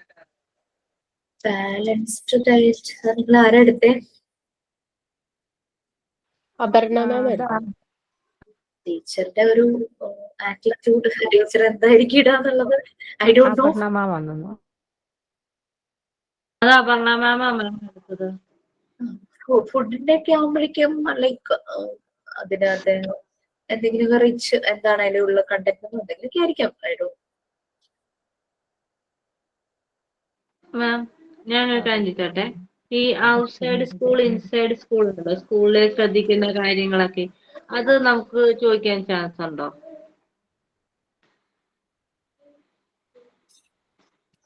അത് ചോദിക്കാൻ ഹെൽത്ത് എഡ്യൂക്കേഷനിൽ വരുന്നല്ലേ? അതെ, ചോദിക്കാൻ ചാൻസ് ഉണ്ടെന്ന് എന്തും ചോദിക്കാം. ആക്ച്വലി ഞാൻ ഇട്ടിരിക്കുന്ന ക്വസ്റ്റ്യൻ എന്ന് പറഞ്ഞു കഴിഞ്ഞാല് ഹെൽത്തിനെ കുറിച്ചും ഹൈജീനിനെ കുറിച്ചും നിങ്ങൾ എന്ത് മനസ്സിലാക്കി എന്നുള്ളതിനനുസരിച്ചുള്ള ക്വസ്റ്റ്യൻസേ ഇട്ടിട്ടുള്ളൂ. അതുകൊണ്ട് വലിയ ടെൻഷനൊന്നും വേണ്ട.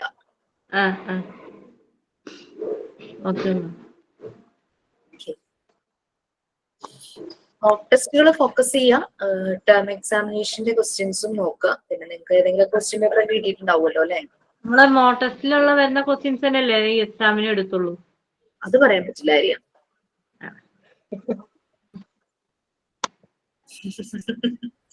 എന്നാ പിന്നെ മോക്ക് ടെസ്റ്റ് വരാണ്ട് നേരെ എക്സാം നടത്തി മതിയായിരുന്നല്ലോ. രണ്ടും പഠിക്കുന്നുണ്ട്, അതുകൊണ്ട് ചോദിച്ചതാ. മോക്ക് ടെസ്റ്റ് ടേം 1ന്റെ ക്വസ്റ്റ്യൻസ്, മോഡൽ ക്വസ്റ്റ്യൻസ് നമുക്ക് ഫസ്റ്റ് ടേം 1 എക്സാം നടക്കുന്ന സമയത്ത് 2 ക്വസ്റ്റ്യൻസ് തന്നിട്ടുണ്ടായിരുന്നു. MT 1ന്റെയും MT 3ന്റെയും. അത് കുറച്ച് നോക്കിയായിരുന്നു. അതില് ബുദ്ധിമുട്ട്, അതില് കുറച്ചും കൂടി ക്വസ്റ്റ്യൻസ് എനിക്ക് തോന്നുന്നത് കുറച്ചും കൂടെ ഡിഫറെന്റ് ആണ്. എനിക്ക് തോന്നുന്നു മുമ്പത്തെ ഇതായത് കൊണ്ടിട്ടായിരിക്കണം കുറച്ച് പാടുള്ള പോലെ ഫീൽ ചെയ്തു എനിക്ക്. അത് ഗ്രീഷ്മ, അത് എന്താണെന്നറിയോ, ആ 2 ബാച്ചിനും ഞങ്ങൾ 2 ടീച്ചേഴ്സേ ഉണ്ടായിരുന്നുള്ളൂ. ഞാനും അശ്വതി മിസ്സും മാത്രം, വേറെ ഒരു ടീച്ചേഴ്സും ഇല്ലായിരുന്നു. അതുകൊണ്ടായിരിക്കണം. അതായത് നിങ്ങൾക്ക് ഇപ്പൊ എടുക്കുന്ന പല പോർഷൻസും ഞാനാണ് അവർക്ക് എടുത്തത്. അപ്പൊ ഞാൻ ക്ലാസ്സിൽ എന്ത് പറഞ്ഞു പോയി അതിനെ വെച്ചിട്ടാണ് ഞാൻ ക്വസ്റ്റ്യൻസ് ഇട്ടത്. അവർക്ക് ഈസി ആയിരിക്കും, കാരണം വെച്ചാൽ അവര് ക്ലാസ് കണ്ടിട്ടുണ്ട്, കേട്ടിട്ടുണ്ട്. അതുകൊണ്ട് അവർക്ക് ഈസി ആയിരിക്കും. പക്ഷെ പിന്നീട് പോർഷൻസ് ഡിവൈഡ് ചെയ്ത് പോകുമ്പോൾ ഞാൻ ഫോക്കസ് ചെയ്തത് പാർട്ട് 3 മാത്രം, പിന്നെ ഒരു മെന്റൽ ഹെൽത്തും PFAയും കൂടെ ഫോക്കസ് ചെയ്തു. വേറെ പോർഷൻസ് ഒന്നും ഞാൻ പിന്നെ എടുക്കാറില്ല. ഞങ്ങൾ ആ രണ്ടുപേരും ക്വസ്റ്റ്യൻസ് എല്ലാം ഞാനൊന്ന് കവർ ചെയ്തായിരുന്നു. എനിക്ക് 1ന്റെയും 3ന്റെയും ഞാൻ ഫുള്ള് കവർ ചെയ്തായിരുന്നു. അപ്പം അതിൽ കുറച്ചും കൂടെ ഒരു ഡിഫറൻസ് ഫീൽ ചെയ്തു എനിക്ക്. കാരണം 1നും 3ക്കും നമ്മള് ടേം എക്സാമിനേഷനും വെച്ചു. അതായത് 100 ക്വസ്റ്റ്യൻസ് ആയിരുന്നു അന്ന്. ഇന്നത്തെ പോലെ 50 ആയിരുന്നില്ല, 100 ക്വസ്റ്റ്യൻസ് ആയിരുന്നു. പിന്നെയായിരുന്നു നമ്മൾ 50 ആക്കിയത്. ടേം എക്സാമിനേഷൻ എന്ന് പറഞ്ഞു കഴിഞ്ഞാൽ മുഴുവൻ ഒരുമിച്ചായിരുന്നു. മൊഡ്യൂൾ 1 മുഴുവനായിട്ടുള്ള എക്സാം ആയിരുന്നു ടേം എക്സാം. അതും ഇംഗ്ലീഷും കൂടെ ചേർത്തിട്ടായിരുന്നു ടേം എക്സാമിനേഷൻ അവർക്ക് വെച്ചത്. പിന്നെ അത് മാത്രമല്ല അവർക്ക് മോഡൽ എക്സാമും ഉണ്ടായിരുന്നു. അപ്പൊ നിങ്ങൾ സബ്ജക്ട് മെയിൻ എക്സാം എഴുതുന്നില്ലേ, അതുപോലെ തന്നെ അവർക്ക് മോഡൽ എക്സാംസ് ഉണ്ടായിരുന്നു. പിന്നെ കുട്ടികളുടെ തന്നെ ഒരു റിക്വസ്റ്റ് ആയിരുന്നു. കാരണം മോഡൽ എക്സാമിനേഷന് വേണം 7 ദിവസം, മെയിൻ എക്സാമിന് വേണം 7 ദിവസം. 14 ദിവസം എക്സാമിന് വേണ്ടി ഇവർക്ക് സ്പെൻഡ് ചെയ്യാൻ പറ്റുന്നില്ല. കാരണം ജോലിക്കാരുണ്ടേ. അങ്ങനെ വന്നപ്പോഴാണ് പിന്നീടുള്ള ബാച്ചിന് നമ്മൾ ടേം എക്സാമിനേഷൻ സ്പ്ലിറ്റ് ചെയ്ത് 2ആക്കി മെയിൻ എക്സാമിനേഷൻ 1ആക്കിയത്. മോക്ക് ടെസ്റ്റിൽ ക്വസ്റ്റ്യൻസ് കൂടുതലും കൊടുക്കാൻ തുടങ്ങി. അവരുടെ പാറ്റേൺ അങ്ങനെയായിരുന്നു. അപ്പം എടുത്തത് most of the topics cover ചെയ്തത് ഞാനായിരുന്നു. അതാണ് ക്വസ്റ്റ്യന്റെ രീതികൾ പലതും വ്യത്യാസമായിട്ട് തോന്നി. ഓക്കെ, എങ്കിലും കുഴപ്പം തോന്നിയില്ല മാം. എനിക്ക് ഞാനിപ്പം അതിന്റെ കവർ ചെയ്തു. പിന്നെ ഇപ്പം നമുക്ക് ഫസ്റ്റ് ടേമിന്റെ എക്സാം ചെയ്യാൻ തന്നിട്ടുണ്ടായിരുന്നു, അതും കവർ ചെയ്തു. പിന്നെ മോക്ക് ടെസ്റ്റ് എല്ലാം ഞാൻ ഒരൊറ്റ PDF ആയിട്ട് എല്ലാം മെർജ് ചെയ്ത് ഒരൊറ്റ PDF ആയിട്ട് ഞാൻ വെച്ചിട്ടുണ്ട്. അപ്പം എനിക്ക് അത് നോക്കിയാൽ മതി. കുറച്ച് അത്യാവശ്യം കാര്യങ്ങളൊക്കെ നമുക്ക് മനസ്സിലാവും. പിന്നെ റിപ്പീറ്റേഷൻ വരുന്നുണ്ടല്ലോ ക്വസ്റ്റ്യൻസ്. അപ്പം വലിയ ബുദ്ധിമുട്ട് തോന്നിയില്ല. ടെൻഷനൊന്നും ഇല്ല എനിക്ക്. സത്യം പറഞ്ഞ എനിക്ക് ടെൻഷനൊന്നും ഇല്ല. എനിക്ക് തോന്നുന്നു ഫസ്റ്റ് ബാച്ചുകളുടെ ആൻസർ ചെയ്താൽ തന്നെ നമ്മൾ ഭയങ്കര അത് തന്നെ നമുക്ക് കുറെ ആലോചിച്ചൊക്കെ ചെയ്തിട്ടുണ്ടാവണം. പിന്നെ പിന്നെ വന്നപ്പം ടീച്ചേഴ്സ് കൂടി സ്പ്ലിറ്റായി, മീൻസ് ടോപ്പിക്സ് സ്പ്ലിറ്റായി. അപ്പൊ പിന്നെ ക്വസ്റ്റ്യന്റെ പാറ്റേൺ തന്നെ മാറി.